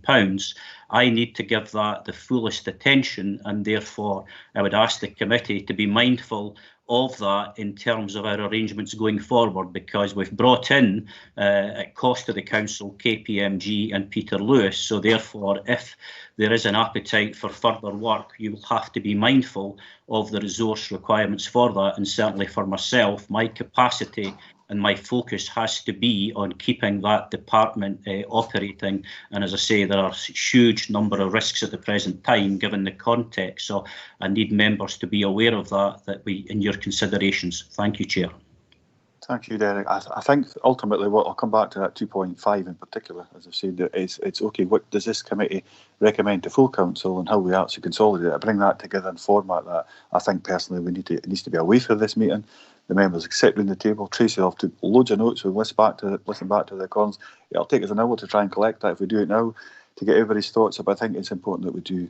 But and Vlad, I will bring you in at the very end. So any points, unless you want to come into this part, I've seen you might come on and off there. But I notice in the chat function you want to come in, probably try and sum up at the end somehow. But Jane, you'll get the first chance to come back in now. So Derek's responded to you. I think the culture was the main point for me, which I picked up on you were saying. But Jane, are you want to probe, dig any further, or make any further comments? It was. I think we're being asked to do the work that's been done by KPMG at, as Derek has said, vast expense probably. So we ought to squeeze the asset, so to speak. And I think I would like a little bit more explanation on the 3.16 and 3.18. Now, since they're actually here, now, how much could have expected to have known about this, and to what level was it properly exposed to member understanding? Thank you, Chair. Through you, happy to bring in Paul Garrett at this point, and I see you just on cue. He's come on the screen. Thank you, Chair. Thanks, Derek. Paul. Thanks, Chair. Yes, in relation to paragraph 3.16, what that explains there is the accounting treatment of a prior year adjustment in relation to the double counting of income that had been undertaken by the service. That accounting treatment is not unusual. It's one that is highlighted to and subject to audit. I think that the key issue to highlight is that throughout the contract period, this was the case before the contract period and subsequently, the focus of the Council's financial statements, the focus of financial monitoring was not on the 4G contract, it was on the overall road service and the statutory trading account within that. And what's highlighted in this report in terms of the KPMG analysis is not an adjustment to the Council's reported financial statements. It's an adjustment to a figure that was pulled together specifically as part of the investigation that was reported to full council in July. So it's not something additional or different to what's already reflected in the council's financial statements. Thanks, Paul. Jane, just to make sure you're comfortable a bit more. No, that's helpful. Thank you. Thank you. Thanks so much, Jane. So Archie, before I bring you back in, I've only got one question, because everything else has been asked, and it's kind of goes back to 3.18, and this is something we can discuss here. We can discuss it when we formulate, subject to 2.5, and what we actually could do there, but we can formulate it properly then. But the very last sentence of 3.18, you've just touched on it, Jane. The point, and this is where I really want to understand, where has this went wrong, and is the fingers being pointed at me, so to speak? I want to understand, okay, if I did something wrong, I should have picked up on this sooner. What should I have picked up on as an elected member who's involved in those committees at the time? Was the information available to me? Could I have accessed it? Was it being restricted? So the very last sentence, when combined with a lack of sufficient scrutiny of the annual accruals, this and other opportunities were missed as highlighted in the original investigation to review and challenge the 4G contract in regard of its finances and operations. So it comes back to the who point. That's the only point I'll pick up at this point, is the who. So is that me as an elected member? Does that go up to the leader of the council at the time? Does it come back down to the Chief Executive Office, Section 95, Chief Internal Audit? Does it go right back down to the operational management in DG First Enterprise in Dumfries and Galloway at that time? That's something we pick up now, or as we formulate this, but I need to understand who was responsible, or was it the collective? It's reference to the council missed it, but it's the council is the 43 members. Derek. Thank you, Chair. I'm very keen to answer that, but also bring in Peter Lewis to give the committee that independence, and I think that's very important. I've said all along, having to report on this is not anything that I take any satisfaction with. It's a sorry tale. And I say that with great discomfort, as members who know me will understand that this is not a good day for Dumfries and Galloway Council, and I'm sorry that that is the case.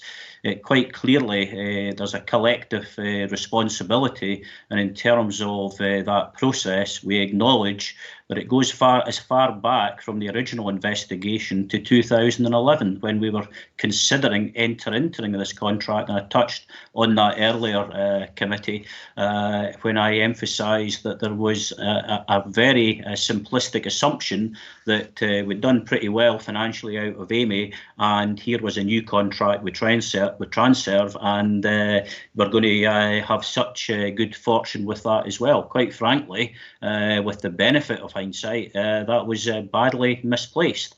The inability to regularly report the performance of the contract in any meaningful way, to give it that public scrutiny, again, is an unfortunate catalogue of events. So in essence, the position is that Dumfries and Galloway Council acknowledges that this has not been a positive position for us. We went into it believing it would be. The motives behind it were to generate a surplus. As I said, said, for the benefit of other services in the local communities. That was the aspiration behind it. I think the one good thing is there is clearly no suggestion in any shape or form that there was anybody seeking to make financial gain out of that. I think we've had reasonable assurance that that's not the case, and therefore ultimately we chose to trade.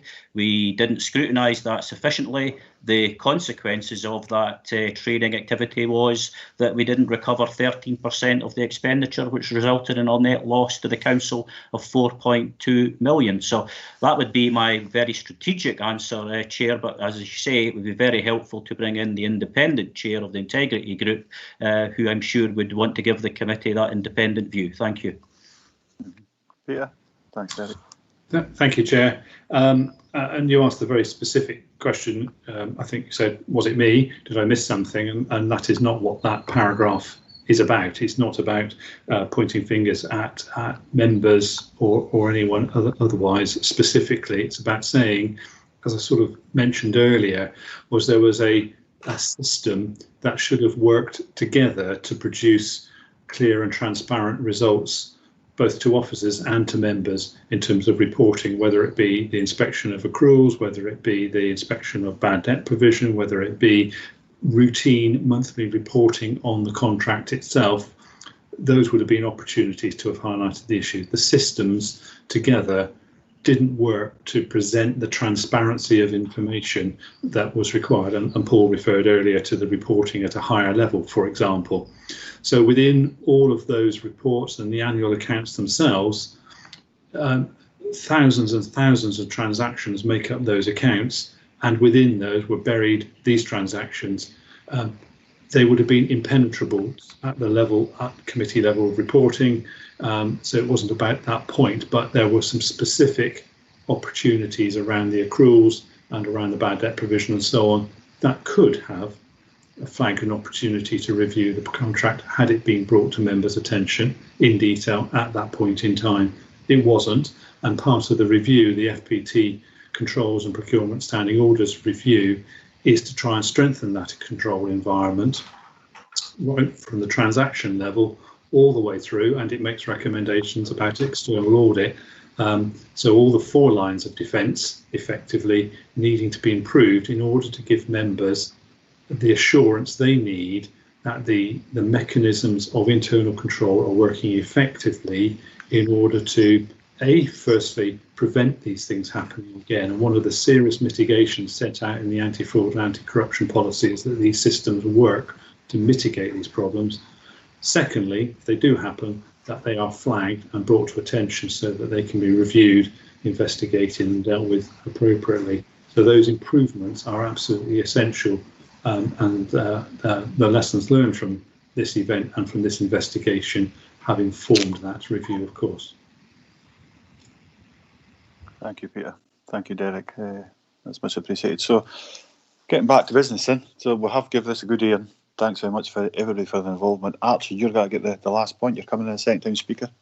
Yeah, so thanks very much, Chair. And I'll just maybe a few points to make over the last few minutes and inputs from elected members. First of all, there are 43 councillors and we're all in a leadership position. It's not just 1 or 2 individuals who are there. And we all have a scrutiny role, as I'm sure you're aware. There have been 4, and I think you said it, and there's been 4 iterations of the administration over the last number of years, including the duration of this contract. I think it was Patsy that supposedly signed the agreement, but it wasn't actually signed. There's been a number of key leadership roles, both within and out with the administration. There's always been an audit committee. There's always been a scrutiny committee that has been combined in this particular one. The committee has a leadership role as well.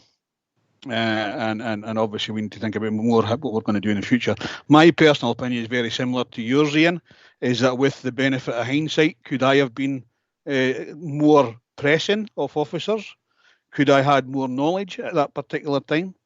But again, so could the committees that were actually dealing with, the process. And you were right before when you said myself and Councillor Marshall did ask questions about the finance of that particular thing without any real good answers to it.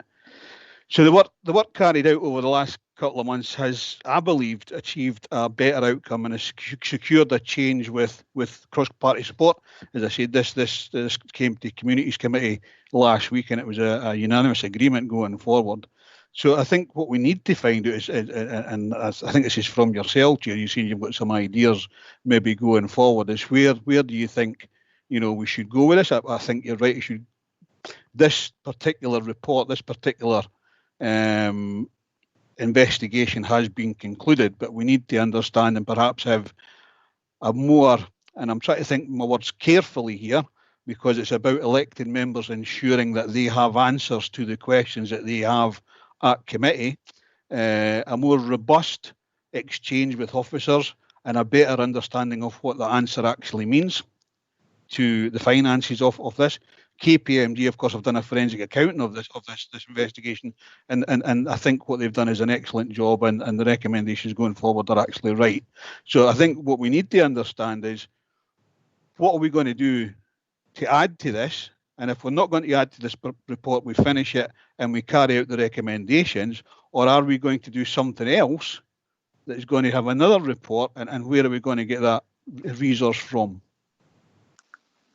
Thanks so much for that, Archie. So I do really need you coming with that, Derek. I think that runs us right into the conclusion that we're looking at. So taking that into consideration, what you've just said there, Archie, and the points I've made myself, I think 2.1, so we're looking at paragraph 1, Archie, the purposes of the report is for the members to review the follow-up work relating to, so we're talking about reviewing it, the findings of the investigation into the fourth generation trunk roads maintenance management contract undertaken by DG First and Enterprise and Services between 2013 and 18.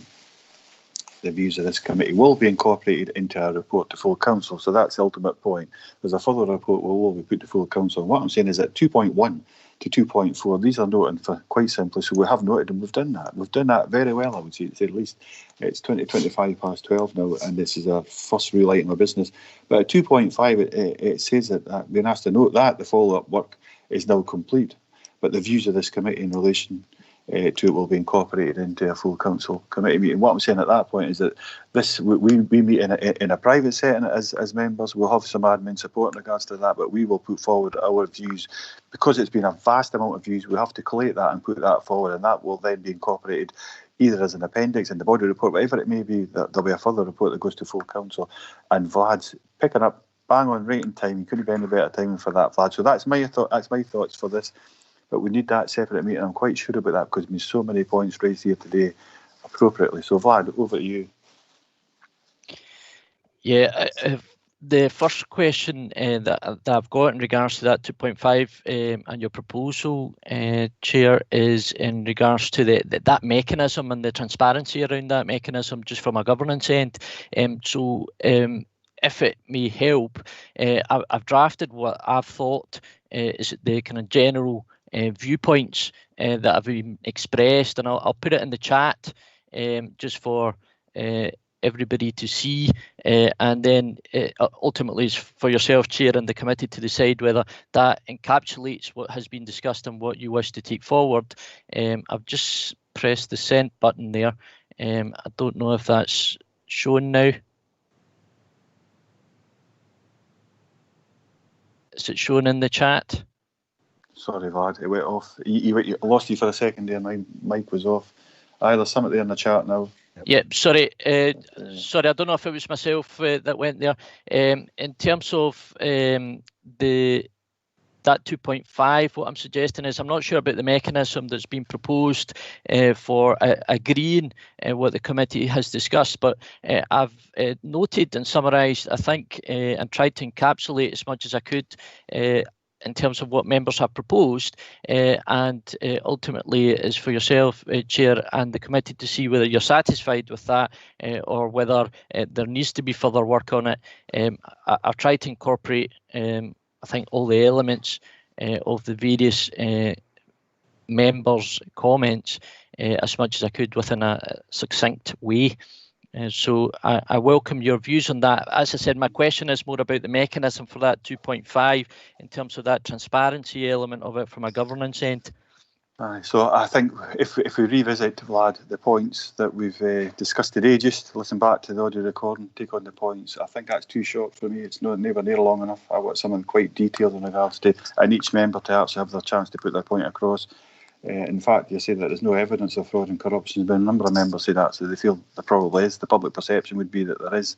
And I think that we have to be open and transparent. So when that goes to full council, there you go. You've got a lot, everything. And I'm sure the members of this committee will be very vocal when it comes to full council and how they feel about that. So I don't think there's any issue, personally. That's my own personal point of view, about it being open and transparent. I think, to say the least, we spent nearly an hour and a half now on this. There's been no restrictions in regards to members being able to ask questions, get their say, their piece. So take on your point, though. We've got to be safe. We've got to make sure that we are open and transparent to the public. But I think in this personal point, we could have we could even have another committee meeting for that matter. So have a meeting in private to get it all formulated, to make the work quicker and easier. So and have another committee meeting and adopt that formally. But I think to try and do it now with the time constraints we've got, I think we've got a workshop, time we've allowed for this particular meeting, and the stuff we've got ahead of this afternoon. I'll be as expedient as I can, but I think certainly as chair for me, it's good as the fact you put together. Thanks so much for that, Vlad. But I mean, I'd like to see a bit more than that, to be honest. But thanks very much for your efforts. So, if you don't mind, members, what I'll do is I'll propose that we do have some kind of follow-up meeting in regards to formulating a response. It takes into consideration all aspects, points that have been raised, but before any individual councillors' points are put forward, that will be asked for a response from our officials. But we'd have it's up to ourselves. We're going to have it either in public or we'll have it in private. We'll have a combination of both. But we do it sooner rather than later, I should say. We didn't hang about with this. We just get on and get the job done. If we've got a piece of work's done by, sorry, Tracy's probably going to land in your lap. Maybe get some support with someone, but just collecting the thoughts today. If we get that to all the members of the Audit Risk Scrutiny Committee, then we can use that as a starting point, and then we'll try and restrict that meeting to half an hour to an hour at the most, just to make sure we formulate our response gets the full consideration that it needs to, I think, inform that next report that goes to full council. So at 2.1 to 2.4, members, can we agree? I'll bring you in, Davy. Davy, you're one Martin who spoke for us. Say another word, Davy. Councillor Stick, that is, for the record. That's you, I can hear you now, Davy. Can you hear me? Yes, I can hear you now. What kind of time scale? Because we've got 2 full councils coming in the next month. So what's the next full council after then? If you want to bring this back to full council for discussion. Thanks, David. I should have asked then, Derek. Vlad, whoever can answer this, when is this expected? There's no mention at all what full council, so it could even be in the summer. I don't know when it's expected to go back. Does anybody got any inclination when this will go back to full council? Certainly, the key point you make, Chair, is absolutely right, that recommendation 2.5 is to capture the views. I would certainly hope that the views have been captured today by governance colleagues. These could be circulated to yourself as Chair and Vice Chair, and therefore could be finalised, and if appropriate, we could be at the full council in March. The 25th of March, I believe, is the full council, because quite clearly this is important. We do want to bring this matter to a conclusion, and therefore we've got the KPMG, we've got Peter Lewis on the call today, and therefore I would hope that we've got a record of everything that's been said, and therefore my simple observation would be that it's a reasonable ask of you as Chair to ask officers to prepare a response, to share it with you and the Vice Chair, and in turn all committee members could be asked to agree that. That would negate the need for an extra meeting. I'm concerned that you've not got access in the future to KPMG, you've not got access to Peter Lewis, so therefore I think you really want to, as a committee, to focus on recommendation 2.5. I fully agree with that. I think that's very important, but hopefully the expertise of the officers on the call will indeed capture the position, and therefore it could be at full council on the 25th of March, and that would be my response to the question asked. 25th of March. Thank you, Chair. Okay, thank you. David, just so you've raised that, thank you very much for raising it. Are you happy, David? If we can fit that in, then the points I'm making at 2.5, we'll have that at the 25th of March full council. I'm happy with that, Ian, Chair. Thank you. Thanks, David. Councillor Stick, for the record. So members, if we're agreed 2.1 to 2.4, we're noting on block, and 2.5 that we do note the follow-up work is now complete, and the views of this committee in relation to will be incorporated to the it does actually a report to full council, but we're anticipating full council 25th of March is what we've been taking. And obviously we've got processes we don't have to detail, I think, but we've outlined it unless we want them detailed, is that actually the draft summary of the members' views today will be circulated initially to the chair and vice chair. Then I would fully expect to organise a Teams meeting where we can all sit round and for the sake of even half an hour, we can discuss that, make sure if any adjustments are needed, and we can adjust that there. That'll be what is used for information for that report, and hopefully it'll be appended to that report, go to full council, 25th of March. Archie? Councillor Driver? Yeah, thanks very much, Chair. I mean, obviously this has already been to Communities Committee as well, and I think it'd be important to get that information as well, because not everyone on the Audit and Risk is on Communities Committee. Let me just come in through you, Chair. Please, Derek. Yep. Thank you. Just to clarify, this report hasn't, this is the first time it's been to a council committee, so just to clarify, maybe we're getting confused with that many roads issues in front of us. We've got a later item on the agenda in relation to roads that Councillor Driver is quite right, that was indeed at Communities Committee last week. So just to reaffirm for the record that this item, this is the first time it's been presented to a committee of the council.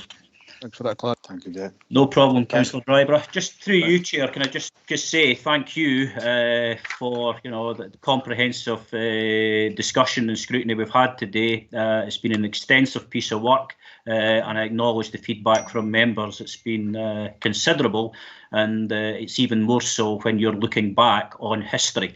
And as we've said, the history now goes back 10 years. So it's just to record my thanks to you and the members for their fullest scrutiny today. Thank you. Thank you. Thanks very much for that, Derek. And listen, it'll be the same right back to yourselves. I know it's been an excellent piece of work, which is sometimes difficult to take the focus off. So there's been no criticism meant at all for the members when it comes to picking up on past history. We do think there's been a good investigation. We've already been to committee, and we've said that a number of times, so there's no doubt whatsoever. I think we're just very upset in regards to how we find ourselves in this position. And we've spoke about that a number of times.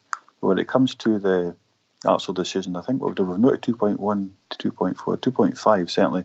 I'll move that again as we've noted it. But obviously we've got an action on the back of that. We're expecting that to be the 25th of March, full council as outlined by Councillor Stitt. But Vlad, I think you maybe want to come in and just outline a couple of things. Vlad?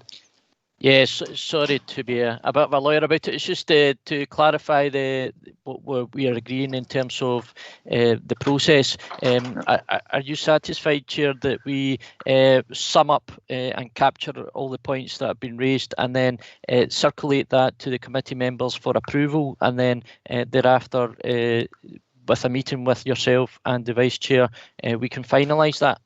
So slightly different from that though, but almost there. I think the whole committee has to have final say in this, Vlad. So what I'm saying is, and what Derek was suggesting was that actually initially it would go to the chair and vice chair. So you would sum it up, you put it down in a document, word or otherwise. You put that in a document. That would initially go to the chair and vice chair, and if you want, you could even copy in the rest. But then would certainly be shared with the whole committee, and would have a Teams meeting to organise. Okay, if anybody's got any particular point, say something was said about council leading colours, and I think, oh no, I think that should be changed, and I want to word it this way. That's all that would actually do. I can just to be comprehensive. So I see Derek's nodding his head as well. So it was slightly different for that. So for absolute certainty. Derek, I see you got to come in, but it is about actually sharing that with it, initially capturing that on a document, sharing it with the chair and vice chair, then we'll have a further meeting share it with everybody then at Audit, Risk and Scrutiny, then we have a further meeting just to put that together. And anybody's got any particular points, especially around about their points, they say, no, that's not how what it reflected, or what it reflected in this way, they'll get the chance to say that, then hopefully that'll be considered as part of the report that goes to full council, either in the body and or an appendix, just depending, it's up to the report author obviously. But Derek? No, happy with that, just to reaffirm, happy with that, Chair, thank you. Vlad, are you okay with that? Yep, spot on, lovely. Thank you very much. That's been captured. Excellent. Item number 5. Right, what I did say, I would do a reassessment at 12:30. If you don't mind, I'm going to move on, keep going until 1 o'clock, because hopefully we'll get through a lump of business between then and now. And again, just before everybody does go off, I'd like to thank all the members who have taken part in this today, in particular the level of scrutiny that you've given it. I think it was important. I hope the officers realise this is cross-party. It's absolutely all council members that are aware of this. It's certainly not a political thing. It's we've got concerns, but certainly I feel satisfied with the answers we've had today and the mechanisms going forward in order to try and achieve some kind of success. But KPMG, Peter Lewis, so just because you are absolutely so important in regards to this, so thank you, because I don't know if you're staying for the rest of the meeting. You're probably off even by now. I'm trying to see with the screen, but thank you all for attending this morning. So item number 5, we'll quickly move on. So what I normally do is ask if there's anything to add, which I took a different approach last time to this particular report. Now I know this comes for yourself in particular, Jane, so the first person I'll be coming to you, and good for yourself to pick up in preparation, and I see it's Liz. Liz will be here to speak to this. Welcome, Liz. Good to see you. So item at page 91, item number 5. The purpose of this report is to consider the evidence, analysis and recommendations on the scrutiny reviews on the long-term implications of community asset transfers and complex community asset transfers. Liz, do you want to say into the report? Anything to add? It's up to you. No, I have nothing to add. Thank you, Chair. Excellent. Thanks very much for that. Jane, I'm coming straight to you before I even look to see who's coming in. Jane, Councillor Maitland. Okay, thanks. Yeah, well, I don't have very much to add to this either, because we had an exhaustive workshop and picked through everything. So I think that we probably got to the bottom of it.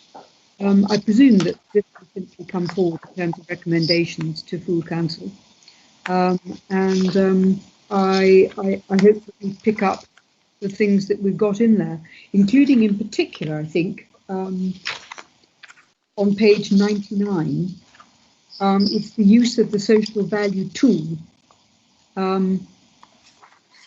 If we do rerun this every year, it's at the bottom of page 99,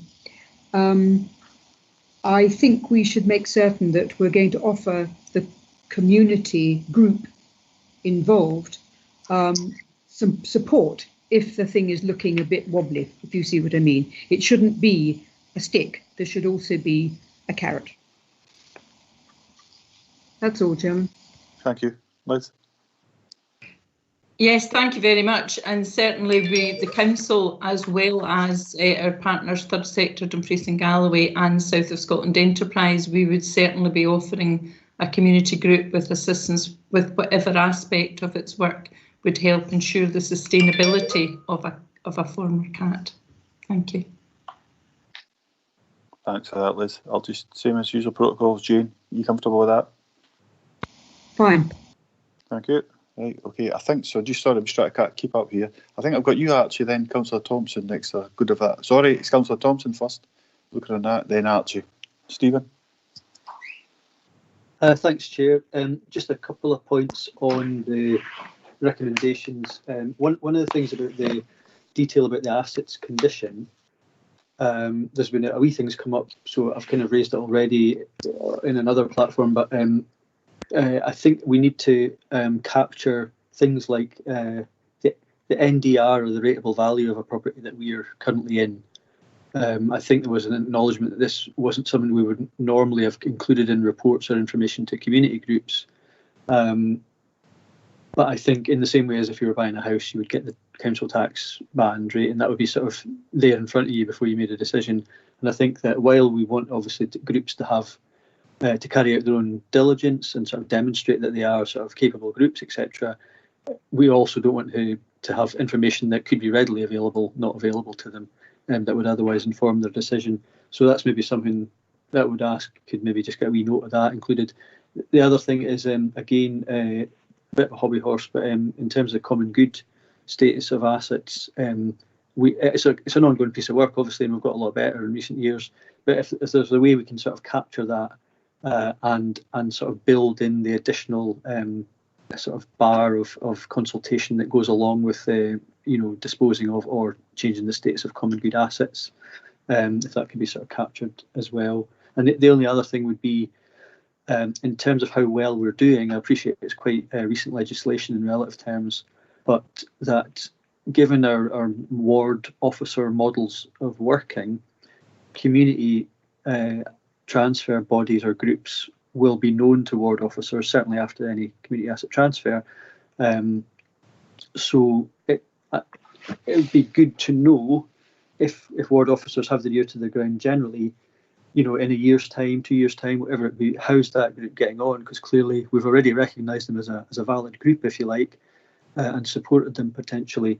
So it would be courteous and friendly, I think, to be able to follow up with the group and say, right, how's that community asset transfer going? And I appreciate that's obviously, it's a bit too early to do that just now for a lot of the asset transfers. But yeah, that's my comments, Chair. Thank you. Thank you, Stephen. Sorry, my mic off there. Liz, you want to come back with that?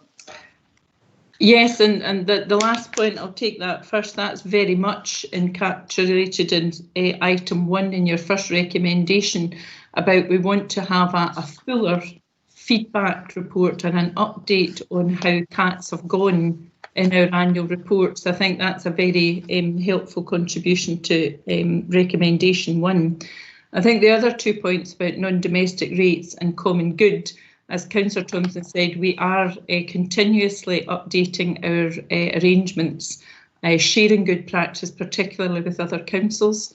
And these 2 areas are particular areas of concern for us just now, that we're likely to come forward with additional recommendations through our normal improvement programme to Communities Committee on both these aspects. Thanks for that, Liz. Thank you. Stephen, just a double check. Comfortable? Yeah, no, perfect. Thank you. Thanks, Liz. That's fine. Thank you. Thank you. Thanks very much. Archie, Councillor Driver, you're next.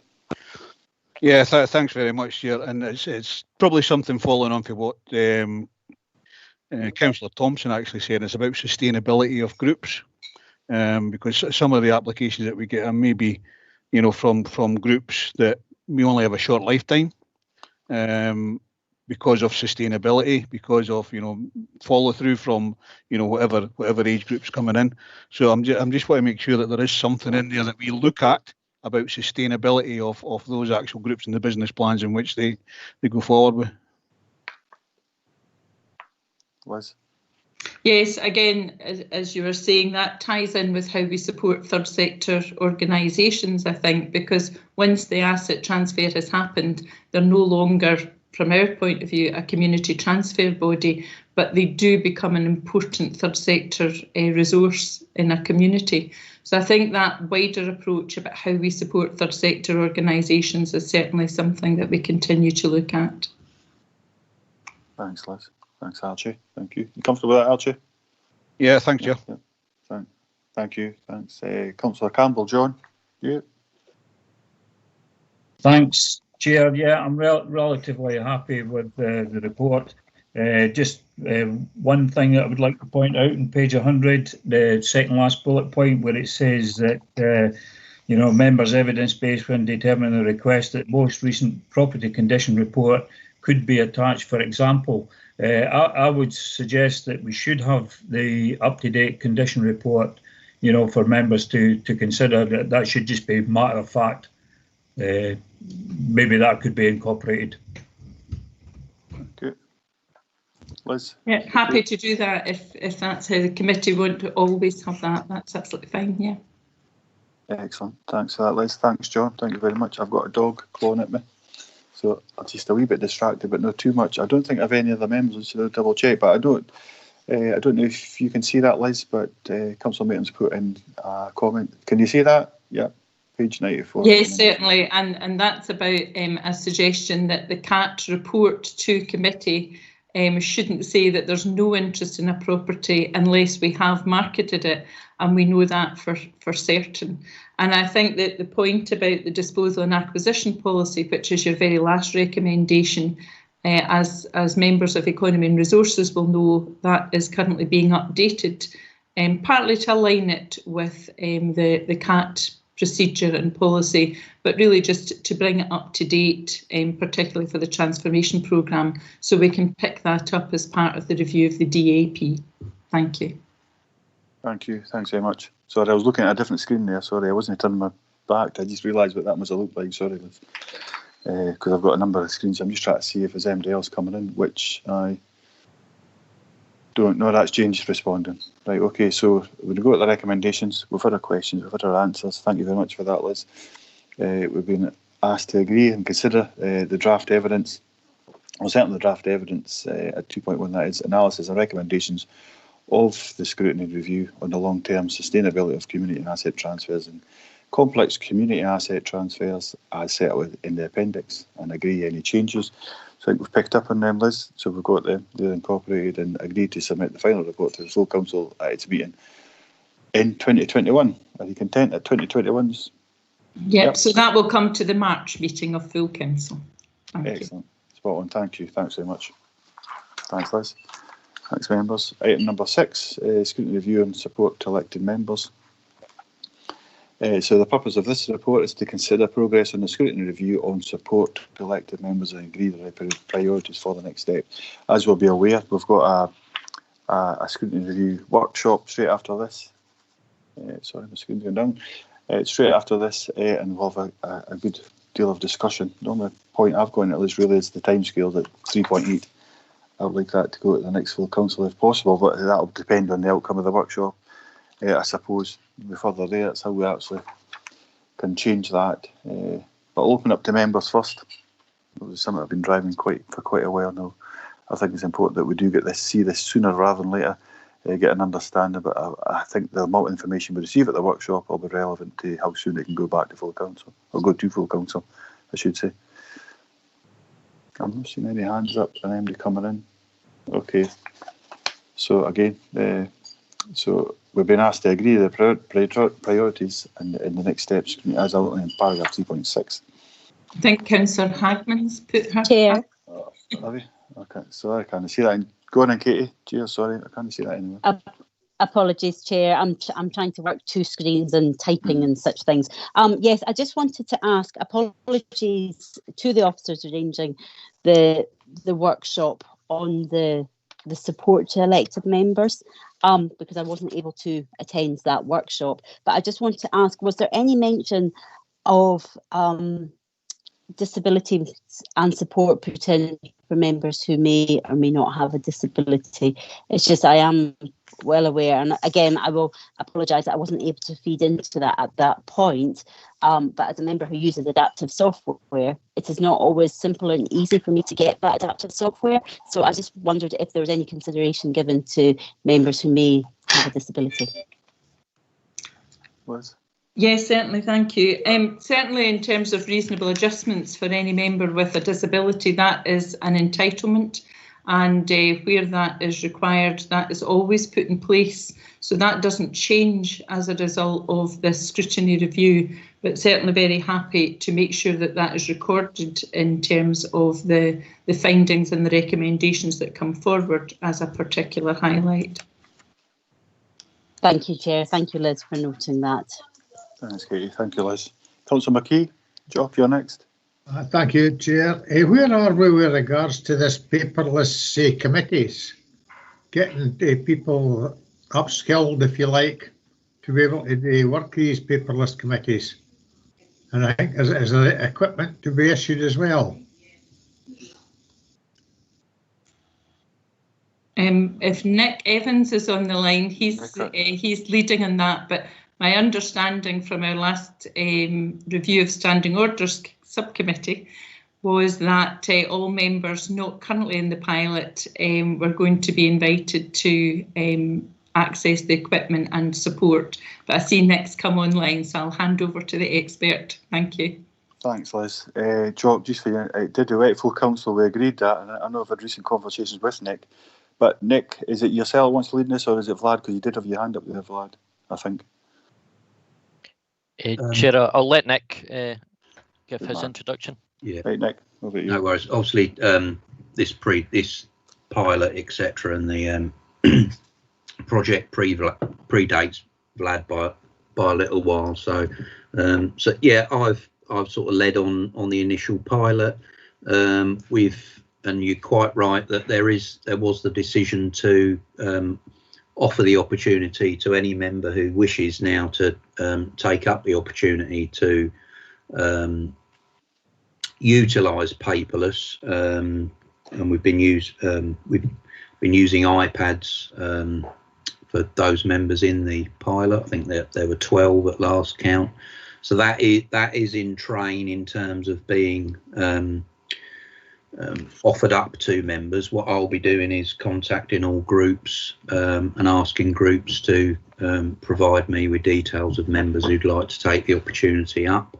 We've just sort of finalised the funding side of making this happen. So groups will be getting a communication from me within the next few days, week or so, and then I mean, I'll have to liaise with BTS in terms of what the lead times are for the equipment, because as we all know, there's sort of pressure on getting hold of IT equipment in the current circumstances. But certainly the opportunity is going to be given to those members who wish to take it up.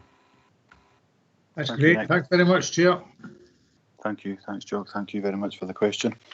So 2.1, I think as far as 2.1 is concerned, looks absolutely straightforward to me. I think it's appropriate as per paragraph 3.6. Can we agree that?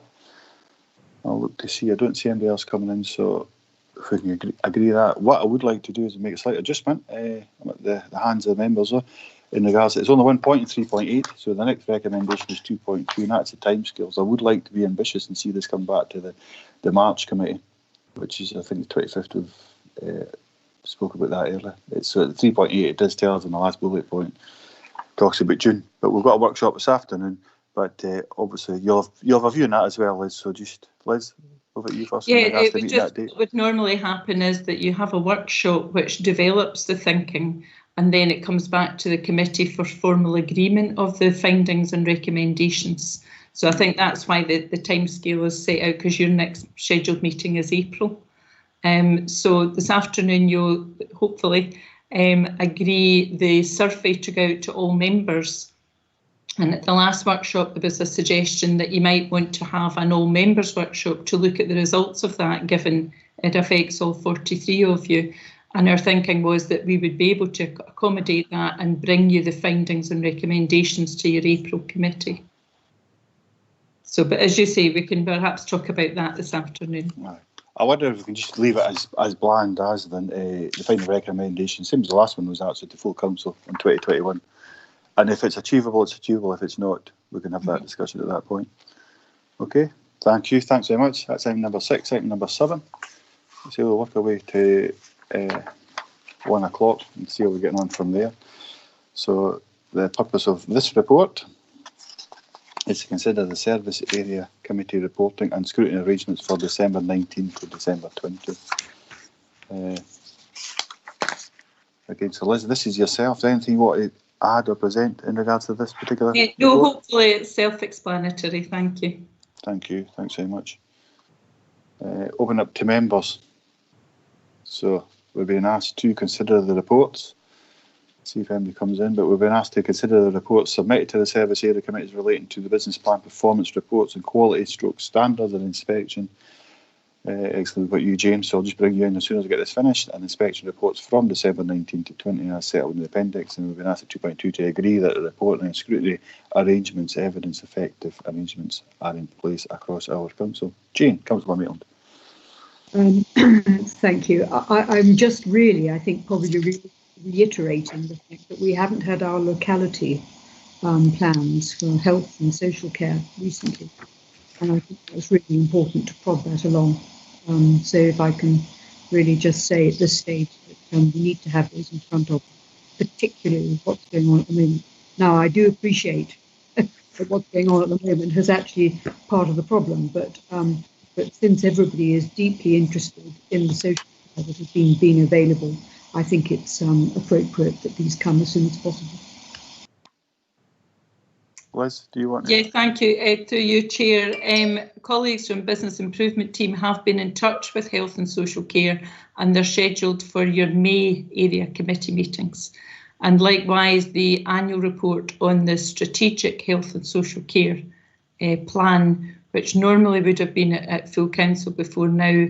Again, the capacity of colleagues in the IJB has been restricted, but that will be coming to full council hopefully in March.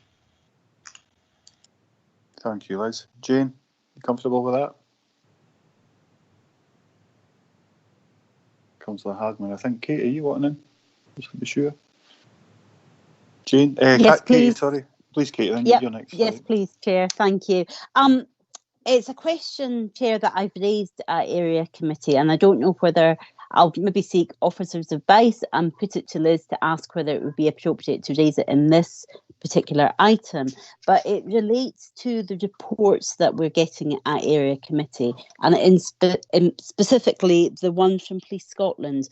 Now, we get Police Scotland and Scottish Fire and Rescue plans before us, and I know that the Fire and Rescue plan has been overhauled, and we actually get a really good overview of the whole region and where our own localities sit within that. But unfortunately, the police report isn't quite as concise, and we don't always get, the previous year's data. We sometimes get just 1 year's worth of data to compare, which doesn't give us any opportunity to actually look at any trends. Now, it's something that I bring up every year within the Area Committee in the last several years that I've sat on that.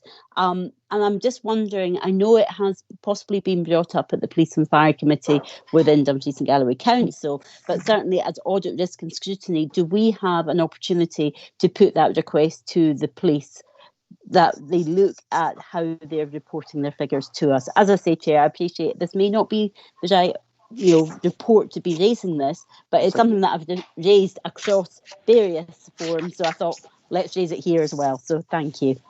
I think it's a very appropriate question, Katie, personally. Liz? Yes, thank you. Councillor Hagman, absolutely correct. It has been raised with Police Scotland on a number of occasions. But the issue, of course, is that Police Scotland is a national organisation and it has a performance reporting approach for the whole country. So while we have, of course, been feeding in our thoughts on their the format of their performance report, it is something that they do nationally. I think you're quite right to bring it up here, because the purpose of this report for you is for you to assure yourselves that we've got appropriate reporting and scrutiny arrangements in place. So should the committee wish us to do so, we could certainly add in that we can go back to Police Scotland with a recommendation about the format of their performance reports to accommodate longer term trend information in a similar way to Scottish Fire and Rescue Service.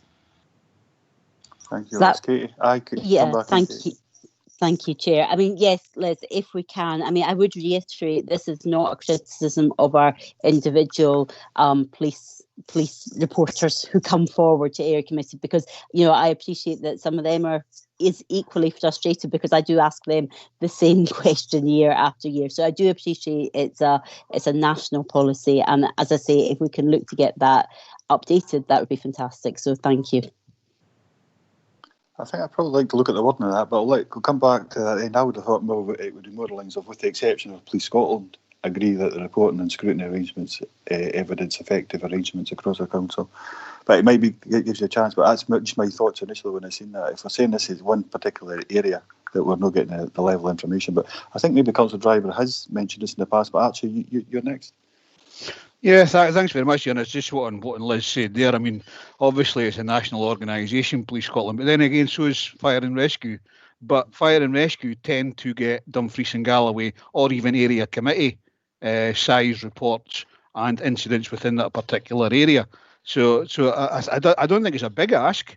I think it's an ask that certainly should come from us to Police Scotland to say, can you have a more effective way of actually reporting what's actually happening in the areas that we represent and affects our constituents, because Fire and Rescue do exactly that. Thanks, Archie. Liz, just a wee bit of then governance advice in regards to that. So the Council, through the Audit, Risk and Scrutiny Committee, is unhappy with the level of information being shared with Police Scotland, and I think what they're saying is we didn't get that compartmentalising as far as Dumfries and Galloway, even broken down to the further districts in particular. We want to see that level of information. It's very generic across the whole of Scotland. So if we're unhappy, so what can we do as an Audit, Risk and Scrutiny Committee in real terms? Because we're not a full council. No, but you can recommend to Police Scotland that in order for the council to fulfil the effectiveness of its local reporting and scrutiny arrangements, that you think this would be a benefit to our council. Can we ask then for an item, I suppose, a report coming back to us, and invite Police Scotland along, and we can talk to them, outline our concerns directly to them, and they can either give us a yea or nay at that time? Is that something we could do?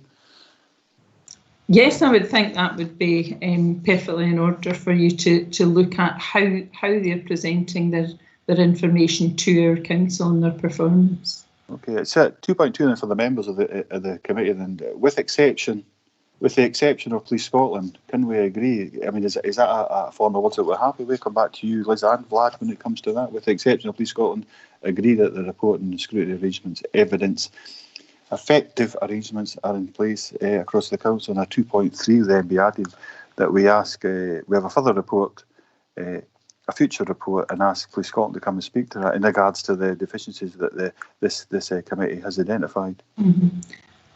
My understanding is that it's perhaps a refinement and an enhancement of the Police Scotland information, so that they certainly do provide you with quite significant material and updates, and as Councillor Hagman said, that there is a representative comes along to meetings to talk to members. So I think it's perhaps more an enhancement of the information that they present, rather than perhaps any concern about the current arrangement, if I've understood colleagues correctly. Well, I mean, it's a concern that gets raised at every year committee I'm up with Police and Fire. There certainly know the local people are there delivering the verbal update. By any means, it's anything but absolutely exceptionally good. But it's driving into that level of local information that they want to see. They say, okay, across Scotland, fair enough, we understand that, but we want to see the local stuff. I would say that's a concern that members have got, and that's what they've expressed today. But Archie, you want to come in and I'll come back to yourself, either Liz or Vlad, or both of these. Archie. Yeah, thanks very much, Chair. I mean, it comes back to something that was said at a previous Police, Fire and Rescue Committee, and when we had Dumfries and Galloway Police. Sometimes it's better having 3 midwives rather than 3 policemen, and making sure that early years are actually involved, and making sure they make the right choices going forward. So I think from my perspective as an elected member, I want to know what I can do in my local area that will stop young people, middle-aged people, older people getting into trouble. Now, I can't do that with the information that I'm actually getting from Police Scotland, because it's not down into a ward level. So for instance, we as a council need to direct, for instance, social workers into a particular area to support the attempts of Police Scotland to try and reduce, any misbehaving of particular groups. So we do have an opportunity here to try and improve things in Dumfries and Galloway, but I don't think I'm getting the information I need to understand exactly what resource I can put into my ward to help that situation for the future. So I agree that the report and the scrutiny arrangements are effective, but I just need to understand locally what we can do, because we've got to work in partnership. All public sector organisations will need to work in partnership to make sure that we improve for our constituents in the future. So I agree with the recommendation. It's just that what else can we get from Police Scotland on a much closer level to our wards to try and help us help them, if you get what I mean. Liz? Are you wanting to come back? I mean, I'm picking up for actually saying he's content with the recommendations. I think at 2.2 in particular is what he's saying, but we're hearing from both him. He's got concerns, and Councillor Hagman said the same. I've got main concerns in regards to that as well. So and it's not about the individuals, the way it's being presented. Professionalism is an understatement. They come across exceptionally well. You get a level of information, but when it comes back down to area and ward level, sometimes there's information. It is about how do you better help your community as a member of the council and the local councillor, and it's getting into that type of conversation. We've got excellent service for the police, but it's actually how do we go beyond that and influence. If you're not sitting in the Community Planning Partnership Board, then you've not got the same level of influence as what you have. But obviously the area committees are a chance. So it's whether we stick to the recommendations that are there and we put in an extra one to get a report back, or do we say, with the exception of Police Scotland, we agree that, okay, it is the case. But I'll give you a shot coming in, Vlad, because your hand's up. Thank you, Chair. Yeah, I guess first and foremost, in terms of the delegation, obviously, the delegation to this committee is to ensure the effectiveness of local reporting and scrutiny arrangements, and I think that very much falls within what you're discussing in regards to that particular report from Police Scotland. The only suggestion I would make is just in terms of that last paragraph is just in terms of I agree that the reporting and scrutiny arrangements, evidence effective arrangements are in place across our council, but would invite Police Scotland to explain or clarify their scrutiny of their particular reports and allow the committee an opportunity to comment on that. So it's just that we can find a form of wording to, in essence, maybe just tone it down a little bit in terms of making them the exception and in essence encouraging them to come along to speak to why their reports are the way they are and whether that can be improved. I suppose I'm going back to Albert Einstein's definition of insanity. In other words, we heard us say this before many times. So keep doing the same things, you'll keep getting the same results. We spent an hour and a half on the first item number 4, and we said, right, okay, we'll have to do things in a different way, really, to get the results that we want. So if we use the same language we've always used, we'll get the same results. And Archie and Katie are saying quite clearly what different results here. We've said it at committees, we've raised it at area committees, and so on and so forth. But before anything else comes in, Stephen, I'll bring you in, Councillor Thompson, and then I think that was quite a good, sensible way forward, what you're saying there, Vlad. Stephen. Thanks, Chair. On the same point, and it's often at area committees, you'll know yourself, Chair, it's often raised by a number of members about the 3-year reporting period, for example. So there's no comparative data at the reports we get to area committee. And obviously this is echoed across area committees repeatedly, regularly, annually. And we always get the same sort of response that, the system doesn't report it that way. However, just in terms of what Vlad's saying there about the formal words, and I was looking at the delegation and that line about ensuring the effectiveness of local reporting. So it seems to be that we're kind of saying, well, we're sort of taking that on board, but we think that something could be more effective, and that's what we can do as a committee. I think where I'm confused is while the Police Scotland representative might come along to this committee and speak to us, that doesn't really set out a clear path or mechanism for which a change could be implemented. So I don't know if there's a separate thing that would need to happen, which would be this committee would report to full council saying we recommend that the council, through the community planning partnership, or whatever the pathway is to Police Scotland, lobbies, in line with the lobbying strategy or whatever it might be. It's not clear what the pathway is to actually say, while we might not be able to effect a change, this is the best way we can ask for that change. So I would welcome a wee bit of clarity around that, but I do see that obviously ensuring the effectiveness kind of, I don't know how we ensure the effectiveness, so it's really about the mechanism. So I suppose a wee bit of clarity in that, but otherwise happy to go with what the committee's saying so far. No, so just reassurance for yourself and Vlad, I would have thought that would have been embedded, Stephen's point in particular would have been embedded within the report that came to us. But just to pick up on Stephen's point, please. Yeah, sorry, can you run that by me again, Chair? Sorry, so I think he's trying to get an understanding. Okay, if we get a report back to ourselves as Audit, Risk and Scrutiny Committee, what does that mean in real terms in regards to change? Correct me if I'm wrong, Stephen. I would have thought so. The procedures thereafter would have been outlined clearly within. So I would imagine we'd invite either the Chief Constable or local commander along. They'd come and speak to us at that meeting. The report would outline the basis of what we spoke about today. It would tell us about the fact that we think it's deficiencies or whatever language we want to use in regards to information. It's not localised enough even, might be a better way of describing it. That'll be for the report author to decide. And after that, it would say, okay, what do you want to achieve for this and how do you want to achieve it? So I'm thinking, Stephen, I'm picking up, and that's what I'm thinking, Vlad, is that it would be, your points here would be embedded within the report. So it would go back to paragraph 1, the purpose of the report, it would recommend a way forward, then the background and the subject matter of the report would be entailed thereafter. So I see Lids. So I just wonder, would that be right enough then, Vlad? Yeah, that would be my take. Yeah, absolutely. Obviously, again, just to go back to that delegation, which allows the Audit, Risk and Scrutiny Committee to look at that effectiveness, and that's exactly what you would be doing in asking Police Scotland to come along to speak to that.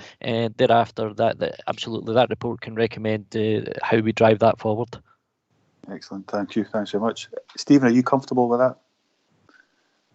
Yeah, I think, without wanting to preempt the police, I'm sure they will say, as I've said at every area committee, no, that's just the way the system works, and we can give you some narrative, but we can't give you a 3-year report or whatever. So yeah, it's the first step, I think, and obviously the report, as Vlad sort of said, will then suggest ways forward if we need to take them. That's fine. Right. Thank you. Right, okay, no, I thought it was going to be a quick rubber stamp, so I would like to thank you, Katie, in particular for raising that point. I think it's very relevant. It comes up. I've listened to other area committees as well as being present with you, and it comes up more than often, you could say. So it is a concern. I think, okay, this is about trying something different. Can we try something different? Can we get it to work? Hopefully we can. So if we agree to 2.1 and 2.2 as outlined by Vlad, he's made some amendments to that can be reflected in the minute. And at 2.3, I think we're asking for the further report. Or was that actually embedded? Because I didn't take a note of what you said. I think we maybe look for a further report and we'll be inviting Chief Constable or local commander, the appropriate person. Okay, and that will be embedded within that. You've had the reassurances, Stephen, that actually the way forward, how we actually achieve our aims and ambitions as an Audit, Risk and Scrutiny, and even further as a council to help the area committees, that we'll have some kind of options appraisal in there that we can reflect on. Okay, thank you very much. You okay with that? Yep. Sorry, Chair. I don't know if someone wants to come in.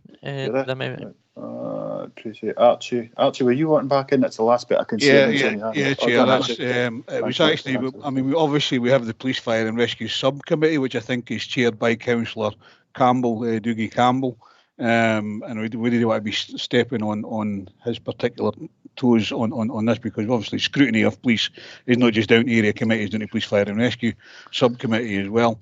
I'm just wondering, Chair, and it doesn't really mean come back to Audit, Risk and Scrutiny Committee, but maybe there's an opportunity for Police, Fire and Rescue Sub to have that discussion with Police Scotland on how can we work better together as a local authority and a police state to improve the opportunities within each of the wards in Dumfries and Galloway. That's the.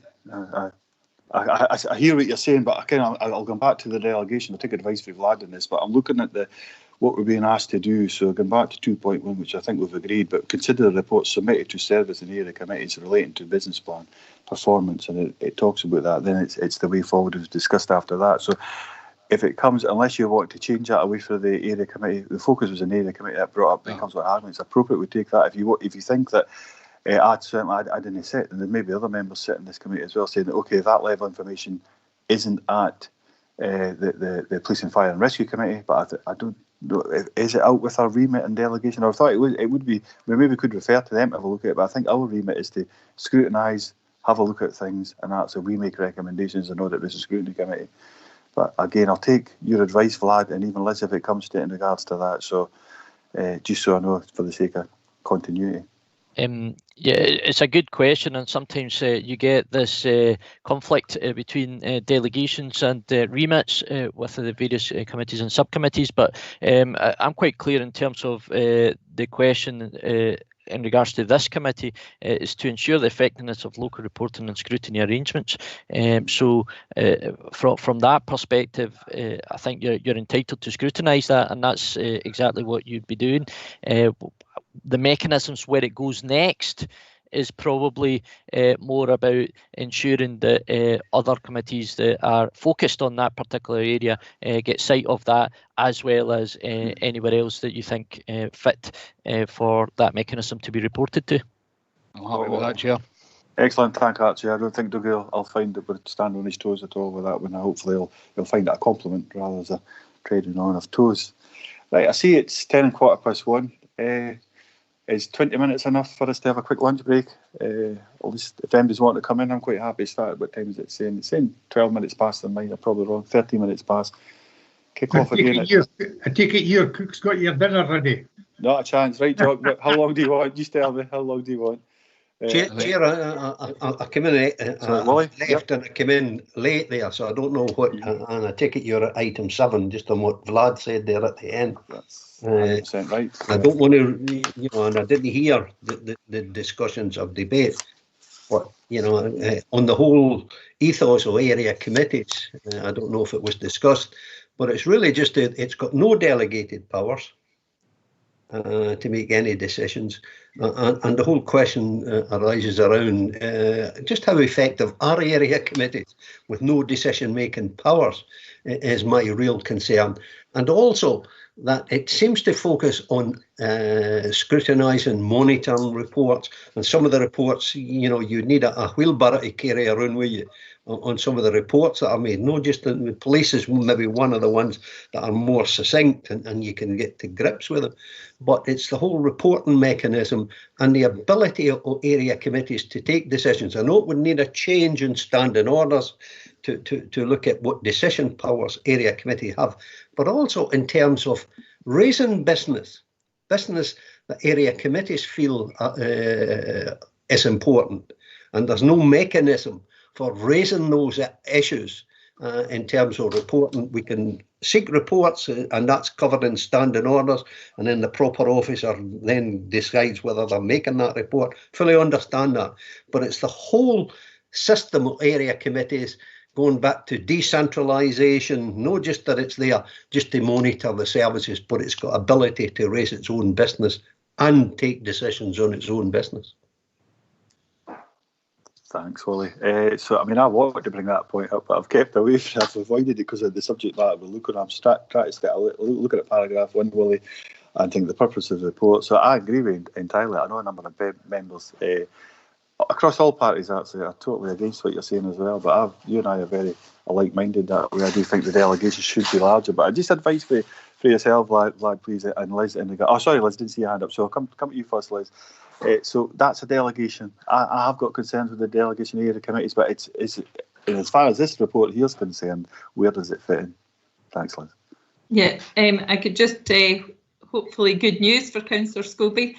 Just a reminder to the committee that the Review of Standing Orders Subcommittee has agreed a programme of work for this year looking systematically at the delegations to officers and committees, and a specific element of that is going to be about looking at the delegations to area committees, and it will involve area committees in that conversation. So that is already a piece of work in that work programme. So I hope that's of reassurance for you. Thank you. Thank you, Liz. Thanks. Willie, so... Standing orders must have preempted my thoughts, Liz. You were there, Willie, when we made that decision. That's the best it. The proportionality doesn't allow me to be there, but I've got a number of issues in standing orders, and that maybe I'll have that crack with Vlad on. We've certainly discussed it many times, Willie. I'm sure it was at full council as well. So, but anyways, that is a piece of work. Lizzie's 100% right with that. It's coming off. I've got a lot of sympathy for and share your views in regards to this. Well, there should be a larger level of delegation to area committees. Some subject matters you think are very good and useful to discuss. You can't get anywhere near them because they're delegation, which is ironic almost with the whole what they are. So, if you don't mind, then we've agreed 2.1. It's an understanding. And Vlad, can you remind me of 2.2, what your view was in regards to that? You put forward a draft, get a kind of an option. Yeah, just as it stands at the moment. However, I've added, but would invite Police Scotland to the Audit, Risk and Scrutiny Committee to discuss the effectiveness of local reporting. Excellent. So that's encapsulated in 2.2 as a separate 2.3. Members, I'm more than happy with that. Everybody else getting those reassurances? Thank you. Taking into consideration Councillor McKee's comments, 1:45, please, if that's okay. It takes less than half an hour. But if 1:45 is okay, that'll give us a chance to go and make our dinner or lunch, whatever we're having, and get ourselves refreshed, ready for the afternoon session. Hopefully keep up the same kind of expedition pace we've kept up in the second part of this meeting. Thank you. Catch you all then. 1:45. Thank you.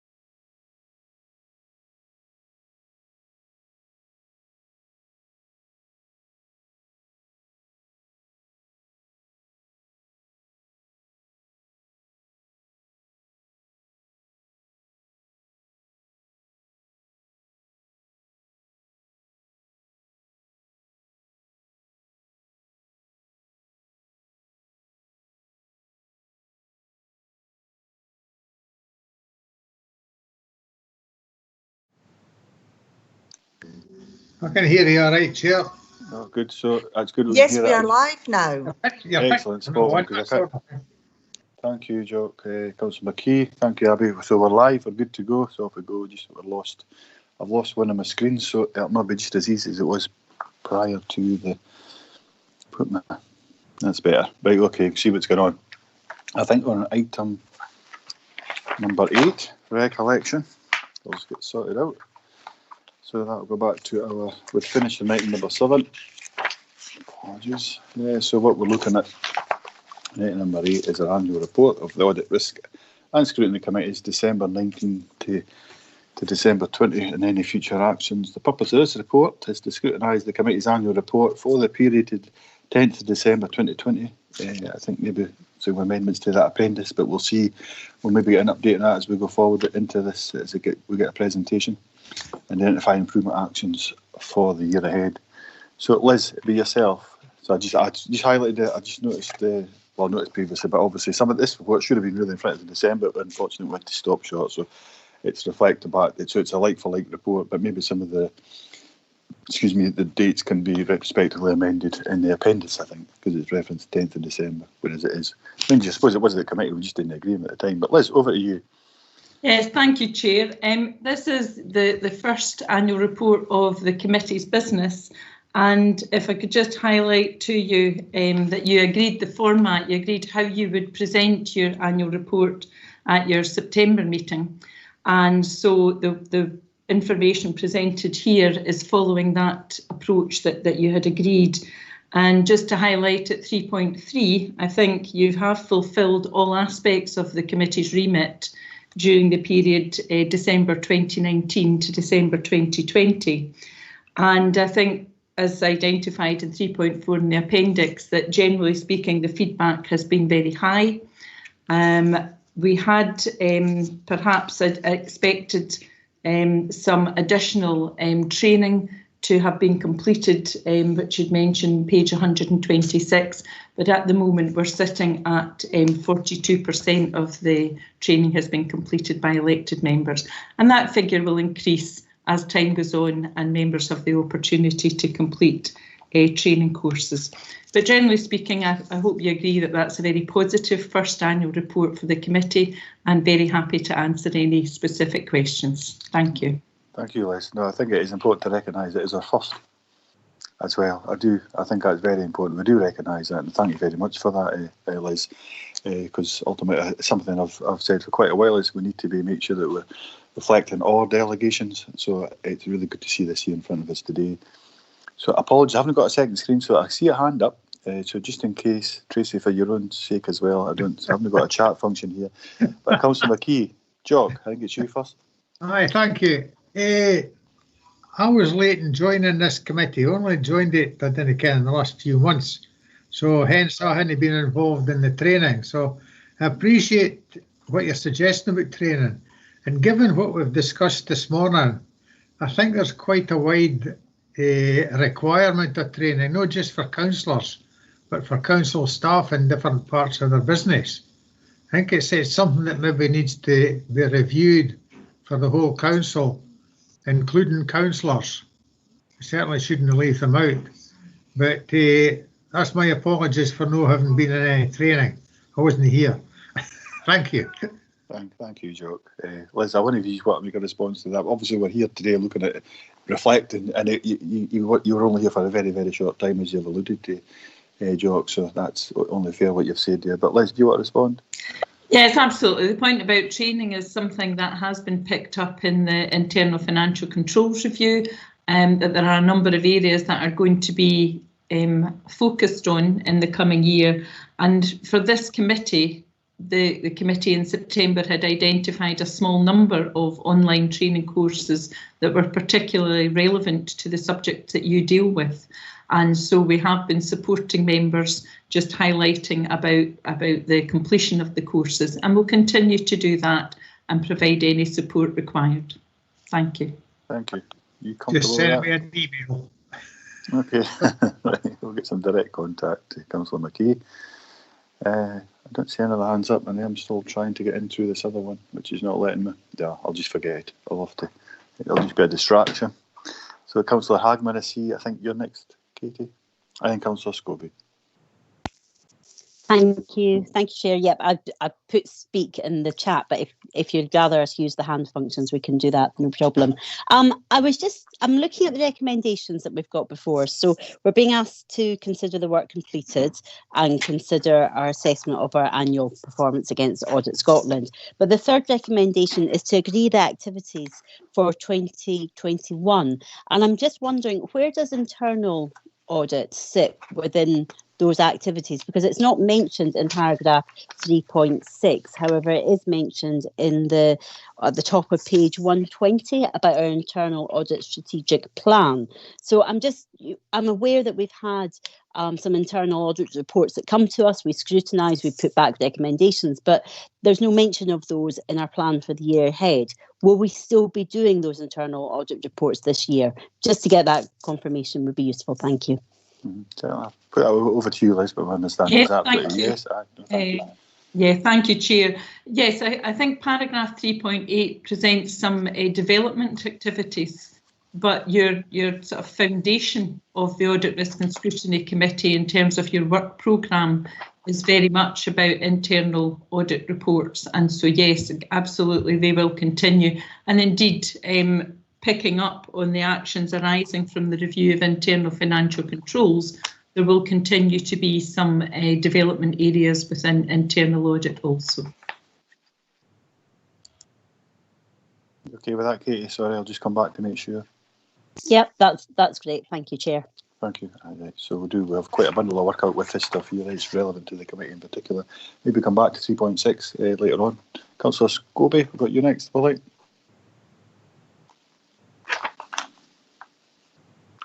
Sorry, Wally, can you hear me?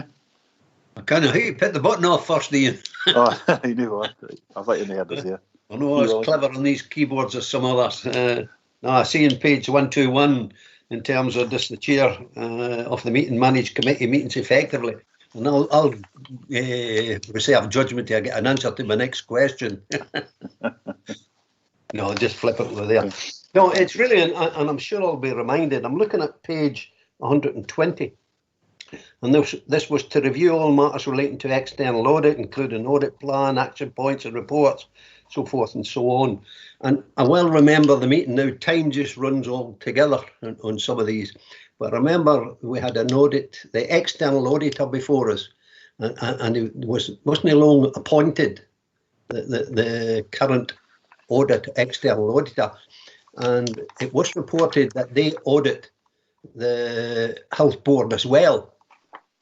And I just wondered if we concluded the work in terms of the council's involvement and responsibilities in terms of the health and social care partnership, and whether, it was felt we were getting value for money and so forth, just with that conflict of interest with the external auditor being auditor for both.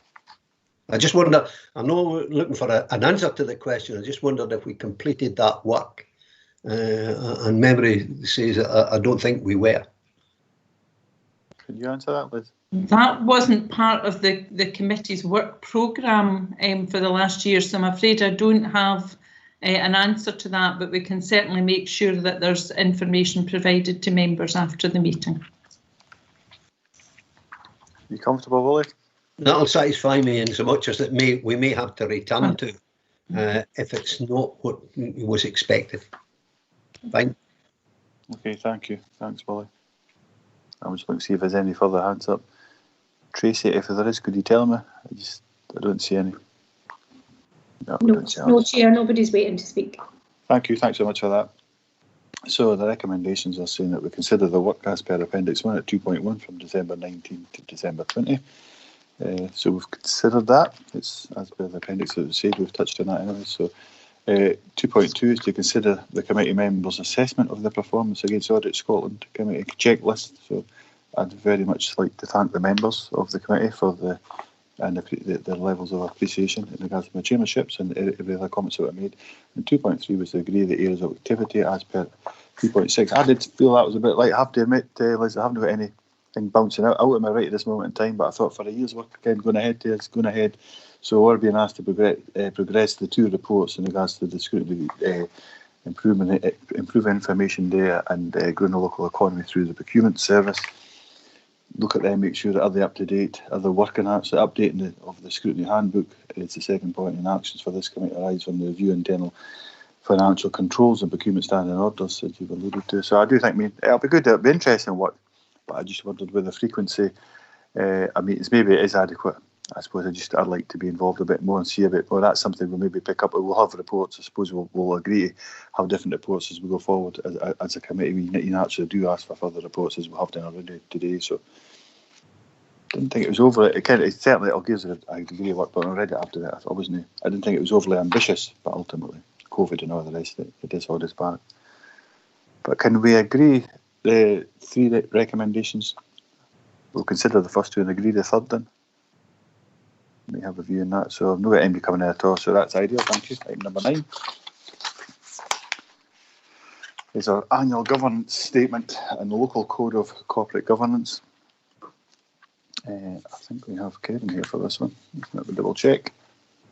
No, Vlad. According to this, it's you, but it's either Vlad or it was originally Claire, but Claire's not here, so I'll just take guidance in regards to that. So over to you first, Vlad. Yeah, if I could maybe just defer to Liz, and maybe I can jump in with any further points, just in terms of obviously a lot of this report's in regards to what's happened so far. Okay, thank you. Thanks very much. Liz, yourself? You're on mute. Happy to pick this up on Claire's behalf. So yes, members of the committee will be aware that each year you're presented with the annual governance statement and the local code of corporate governance, and that you have an opportunity to comment on it and agree any improvement actions that are required before it goes to full council. And then the external auditor comments on it and the governance statement is finalised. Again, you'll be aware from the internal financial controls review that one of the recommendations is that there is an additional focus in this area of work. And in 313 and 314, you will see that the improvement plan was part of the Finance and Procurement and Transformation Committee's papers earlier this month. So I'm pleased to advise that the Finance, Procurement and Transformation Committee agreed the approach to be taken, and in Appendix 3 of this report sets out the timetable for this additional work. It's page 151 in your hard copy of the committee papers. So there's just one small addition from the FPT committee, and that is in the very first box up at the top of that page of 151. And that is that in addition to what is there will also be reporting of non-compliance with council regulations and the procurement standing orders. So the committee has agreed these actions in Appendix 3 as the improvement plan for the work on the annual governance statement. The real change, the significant change, I think, is that service committees will be invited to comment on the annual governance statement over the coming months.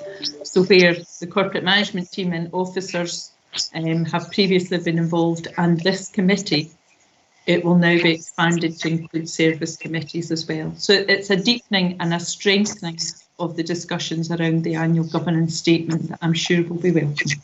Thank you.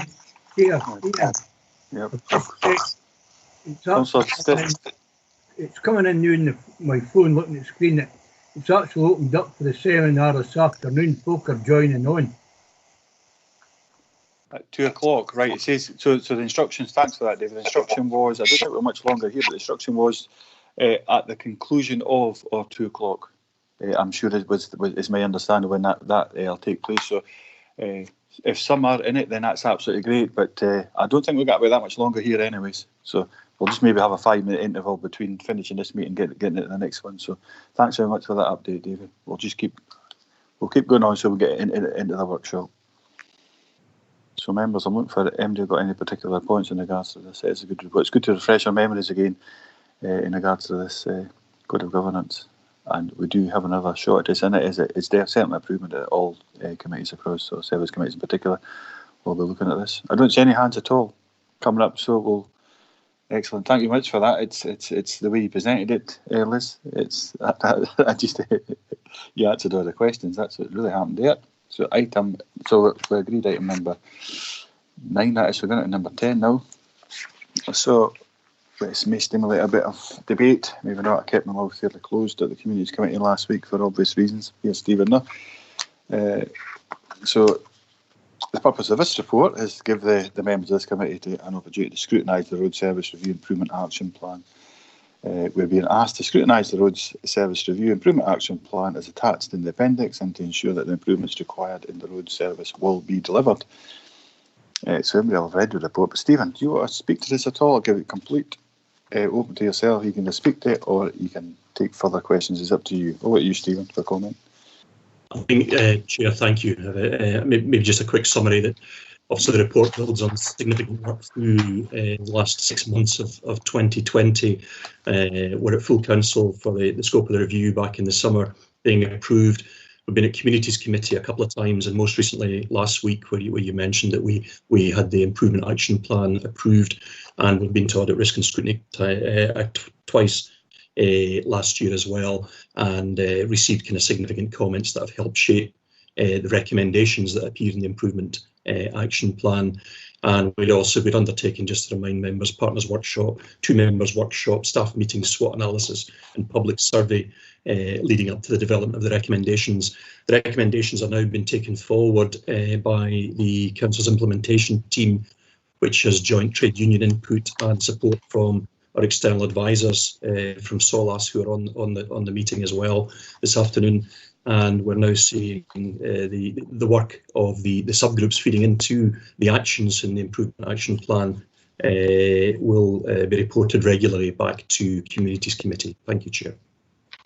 Thank you, Stephen. That is much appreciated. That's a good wee summary. Don't see any hands coming up, so I will start.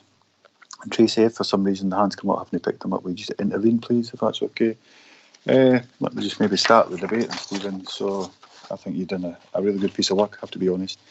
So I'll just recommendation number 6. And so ensure staff are aware of all standard council and roads specific policies, practices and procedures. I'll relate that back to what 2 further speakers. Great. I'll relate that back to comments I made previously, just as a starting point, Stephen, to get the ball rolling. When that comes to the policy decision that was made to come back to DG First Management Committee in 2012, first time permanent basis, that seems to have been lost in the ether. Was it? I don't know whether there was any change in regards to that policy. Is this the kind of thing that'll attack, so to speak? Thank you, Chair. Yes, the approach was where we could that the first time permanent repairs would be undertaken.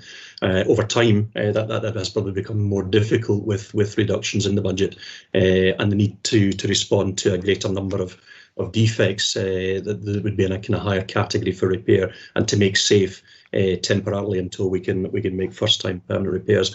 Certainly, the information provided last week to Communities Committee on the kind of funding proposals going forward very much talk about first-time permanent repairs being undertaken for carriageway defects as we move forward. Yes. Thank you. And I suppose I'll bring in other members first, and I'll maybe say some more comments depending on what I'll be speaking on. Picking up subject matters that other members of the committee are probably got to pick up anyways. I've got Councillor Archie, David McKee, and then Willie Scobie. Brilliant, thank you. So Councillor Dryber, Archie, you're first. Thanks very much, Chair. I was a bit surprised at your opening remarks here and you kept your mouth shut at Communities Committee, because I mean one of the things that we have to do is scrutinise, of course, at service committees, and obviously being the chair of Audit, Risk and Scrutiny, I would expect you at least to say something at the Communities Committee. But getting on to the report itself, I also want to thank Stephen for coming to groups and going through the action plan as well. I did the question I was going to ask, you've already asked, Chair, which you might have asked last week, but there you go. So with regards to the action plan itself, Stephen, there are, of course, some long-term actions within the action plan. Are you confident that you're going to cover all of these within the next, period of time and ensure that we don't, we have the improved service that this is actually aiming to be? So we've identified in terms of the timescales, Councillor Driver, the timescales in which we'd want to hit these actions and deliver them. We will be reporting in quite a bit more detail on the individual actions to the appropriate communities committee when we take the work packages forward, if we're looking for decisions or if we're looking for direction of travel or just to inform members. So we would, over the period of time, particularly through next year or through the year ahead of us in the committee schedule, be looking to report back on progress, significant progress on a lot of these recommendations. Some of them probably will take longer in terms of the resources, and that we have to target those that will have the biggest impact on the service and improve the service. And certainly the steer that we've had from members through various sessions and committees is looking at kind of investment in the carriageway as being a priority, investment in 20-mile-an-hour schemes, active travel being a priority, and improving our public communications being a high priority. So these are areas of early action for us in delivering the improvements. Thank you. Thank you. Thanks, Stephen. Thanks, Archie. Actually, I did actually ask questions on it, but I kept them away for this particular part of that report. Mine was in a budget. I did want to say me, but I thought it was appropriate that I left it to this meeting, being chair of it. Councillor McKee, Jock, you're next. Thanks, Chair. Since this pandemic started, as you know, you've got to get out and get a wee bit of exercise. And I've been using EMS a lot, and I must say the staff in there, as far as I'm concerned, and the responses, they've been great in getting responses to me, and I greatly appreciate that. What I would like to ask Stephen, is there any chance, or is this, it's maybe too much a task for you, to identify each area as councillors' areas? Could you give a kind of monthly or bi-monthly report on what sort of road repairs and that type of thing that you're able to carry out or will be able to carry out in the following period? Thanks, Jock. Stephen? Thanks. Yep. Thanks for the feedback, Councillor, on the MES system and the responses on that. And it is something we've been working on over the past year, just to trying to improve our timescales and putting resources into that in terms of the quality of the responses and information that we provide.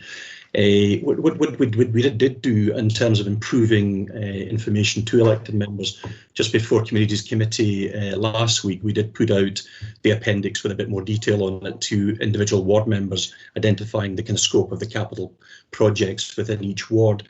And then certainly in the improvement action plan and the communications with elected members, we're looking at providing much more detail in terms of the projects and the progress on them in terms of monthly updates. So yes, that's something that we would be taking forward in terms of the improvement action plan. That'd be great. Thank you very much. Thanks for that, Jock. Where does that fit into these recommendations, and Stephen? Would have gone to Willie. So recommendation 9, improve a response to customer inquiries. 12, ensure regular and concise information is provided to elected members. 13, in terms of the communities being aware of what we do. And 14, ensuring our customers receive regular communications. So 16, develop weekly members reporting and programme works. So there is a kind of clump of recommendations around about communications with a bit of detail there and the improvements that we want to drive forward. Thank you. Willie? Aye, thanks, Ian. I just noted what Archie said about meeting with groups, and I just wondered when, Stephen, you'll be coming to meet with a socialist group, because we haven't met with you, but I'm sure you'll give me a date when you intend that, because on the action plan, and then I noted, I think from you, Stephen, it's with the implementation group and the trade union side. The bit that, and I raised it at communities, and I'll raise it again, is the bullet point, an honest appraisal of funding required to deliver the road service in relation to the maintenance required. I asked this at communities and I'll ask it again. That is the most important bullet point in the whole bullet points there, in terms of, if I take the Stranraer depot, where at one time there was roughly 60 of a workforce, they're now down to 6. And still expected to do the same work. And I well remember an officer putting quite pointedly, you agreed the budget, but it's officers that come forward with what they consider as being able to provide levels of savings. So what I'm looking for is that honest appraisal, that if we set the budget at this is the net effect of that budget, and what services we can deliver without it being pointed back. While I accept I'm guilty by association, it doesn't mean to say I agree with the budget, as it'll come on the 14th of March or whenever, when we put forward our budgets. So in respect, there's two things here. When are you meeting with the socialist group, and the other one being the honest appraisal without it being pointed back. Thank you, Councillor Scobie. Yep. In terms of the meeting, we'll work something into the diary, and I'm quite happy to meet with the individual political groups and just talk through the report and the improvement actions. And I'll offline. I'll speak to you about when it's convenient for your group to meet with myself and probably Mike Fox as the roads manager. In terms of an honest appraisal to deliver the funding, and it's very much something that came through from Audit, Risk and Scrutiny Committee on the previous occasion that we've met and asking for that information. What we've identified is that a number of the recommendations will have resource implications or could have resource implications. And going forward, what we've done in the short term is identify for the maintenance of the carriageway asset in policy development funding templates, which we had submitted with last week's Communities Committee report, and I can certainly make them available to other members and discuss those if that's appropriate as well. We had identified the need on the carriageway asset to identify the kind of respond to the issues of the number of complaints, public level of satisfaction on carriageway condition. So that information is there in the templates in terms of a revenue proposal for reactive maintenance of the carriageway defects, and for a capital proposal in terms of the kind of longer term putting life back into the carriageway asset. I'll be corrected, but I thought I heard Archer saying you had met with all political groups, but maybe that's not the case, and this is you getting round to meet.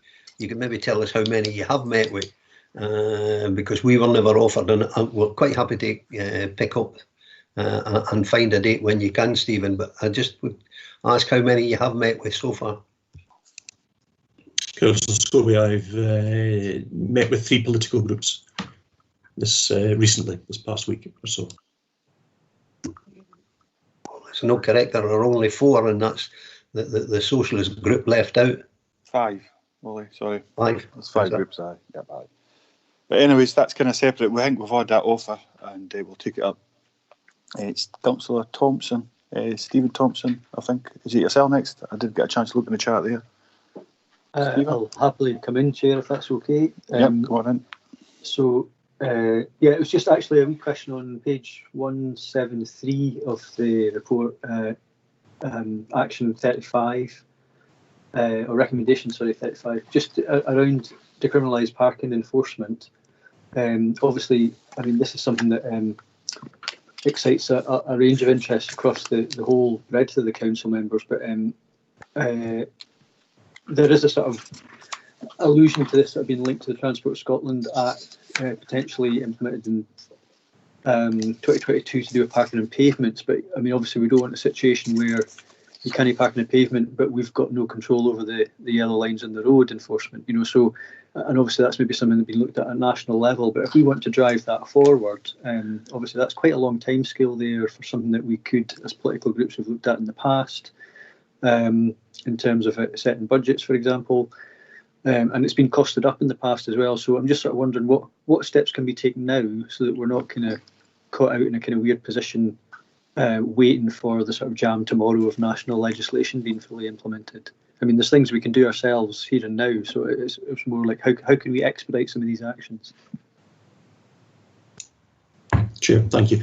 Thank you, Councillor Thompson. Yes, we have provided information on in the past on decriminalised parking enforcement and the kind of costs associated with the enforcement. It is, in terms of the council, when we look at the revenue that would come from penalty notices, it doesn't cover the costs of running fully a parking a DPE system. So that there is a cost to the council, and there's a number of ways that could be considered on how that might be funded going forward. In terms of the pavement parking and the work that's going on nationally with respect to introducing regulations that would give powers to local authorities to enforce pavement parking, we are aware of, through Transport Scotland, the developing guidance and the developing guidance on the assessment processes that would have to be undertaken by roads authorities to assess which pavements should be excluded from the order process because of the kind of width of the carriageway that would be available. And there is additional funding, we understand, is going to become available to local authorities to undertake those assessments.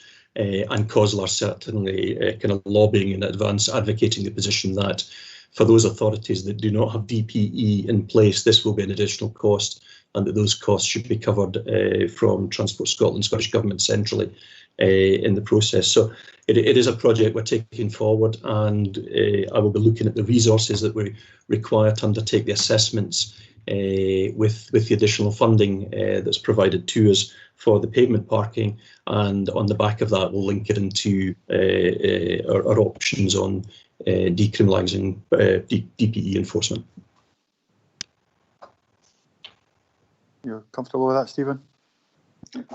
Well, I mean, yeah, it's a complicated landscape, I suppose, in terms of what do you do first if something's going to happen later, and what do you need to have in place, kind of thing. But are there one-off costs as opposed to ongoing revenue costs of providing a service, which obviously is up to us to set the priority of where that spend might be?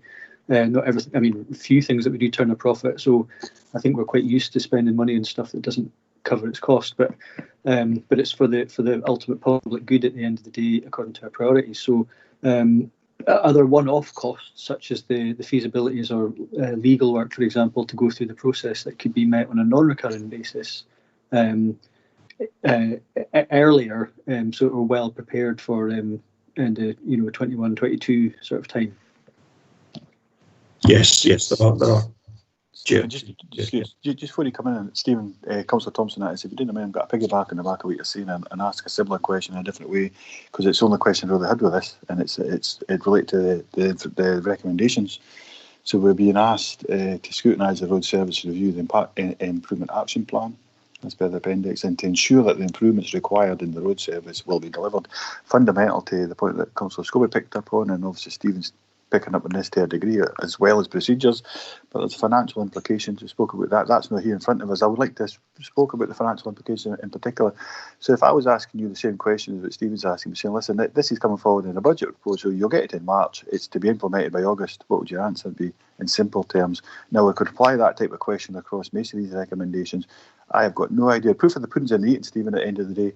So we will see as these go forward, because they're great, they look great. I have to admit that they're good recommendations going forward, but ultimately there's a financial resource in particular that's required for this. I'm not just sure what the scale of that is, how much money has got to cost to make sure that this is working, whether it's a kind of, I've alluded to previously, which I was disappointed with the financial information that we got. We'll pick that up through the budget process, so that whether it's a bronze, silver or gold plated type of service. So sorry, Stephen, for piggybacking in the back of that, but I would like to understand, similar to what you're saying, whether it's decriminalisation of parking or whether it's any other recommendation in here, the financial resource associated to that. The council, so we'll look at this, and I'm sure we'll agree with the recommendations. It is a positive way forward. It's already had been through that process. The committee's been communities committee, but as that goes forward, what's the resource implications to make it the best service we can supply going forward? So using Stevens as an example, okay, it's in the budget, there it is, get on it, please. What I see in August, what would the answer be, Stephen? Cheers. So I can come back, Chair. Thank you. There are a number of work packages here that are progressing, and over a period of time we will become more, or we'll firm up on the cost implications. Decriminalised parking enforcement would be an example of that. We have an idea of indicative costs, and again, that's something I can share with members in setting and looking at the budget process, and we can refresh that and recirculate that information if that's required. It's a kind of longer term piece of work, in terms of looking at the decriminalised parking enforcement. There's quite a long lead time in terms of putting the orders in place and getting Scottish Government approval, although they have been speeding up on that process, is my understanding. But there are certainly, to come back to Councillor Thompson's question, there are a number of one-off costs with decriminalising parking in terms of the work up front and the preparation for that, that would be on a non-recurring basis. Thanks, Chair. For that part of the question, that's fine for me. Thank you, Stephen.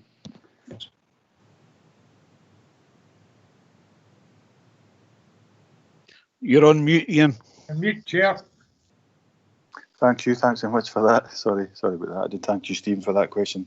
Councillor Thompson, that is I maybe kind of lost a wee bit of that in transition there. So say that the question that I put to you, in as far as it comes in the budget process, there it is, get on, we want to implement it by August. What does that mean in real terms, monetary wise? I'm sure you've looked at that type of thing for using that one as an example. From a monetary respect, how much will it cost to implement that? And are those timescales what we'll look for achievable? Yeah, I mean, we can, I don't know the figures to hand, Chair, but we can certainly, we have done enough work in the past that we can refresh those figures in terms of the estimates to put the planning and prep in place for implementing decriminalised parking enforcement, and that information can be circulated to members. Yes. Right. Okay. So I'll take that as we haven't got it in figures. So it kind of sets the scene for the rest of the actual recommendations. This is work in progress, and I accept that. So no, it does answer in real time, Stephen. So going back to the point in hand. So as referred to earlier, paragraph 2. We've been asked to scrutinise the road service review improvement action plan. I think we've done that. I don't see any. Oh, sorry, John, your hand's up, Councillor Campbell. Sorry about that, John. Yeah, thanks, Chair. Yeah, just a small point I'd like to raise. I mean, obviously, I'm not on communities, but it's the same report. It was around about Action 36, the development of the programme to deliver 20 mile per hour scheme. I'm quite pleased to see that in there. I think, with active travel and road safety, it's, it should be a council priority. I'm kind of disappointed when it comes to putting EMESs in about 20-mile zones, especially around schools, because I keep getting the same policy thrown back at me. This is a policy that was, went through council in 2012. And the number of priorities that they keep listing.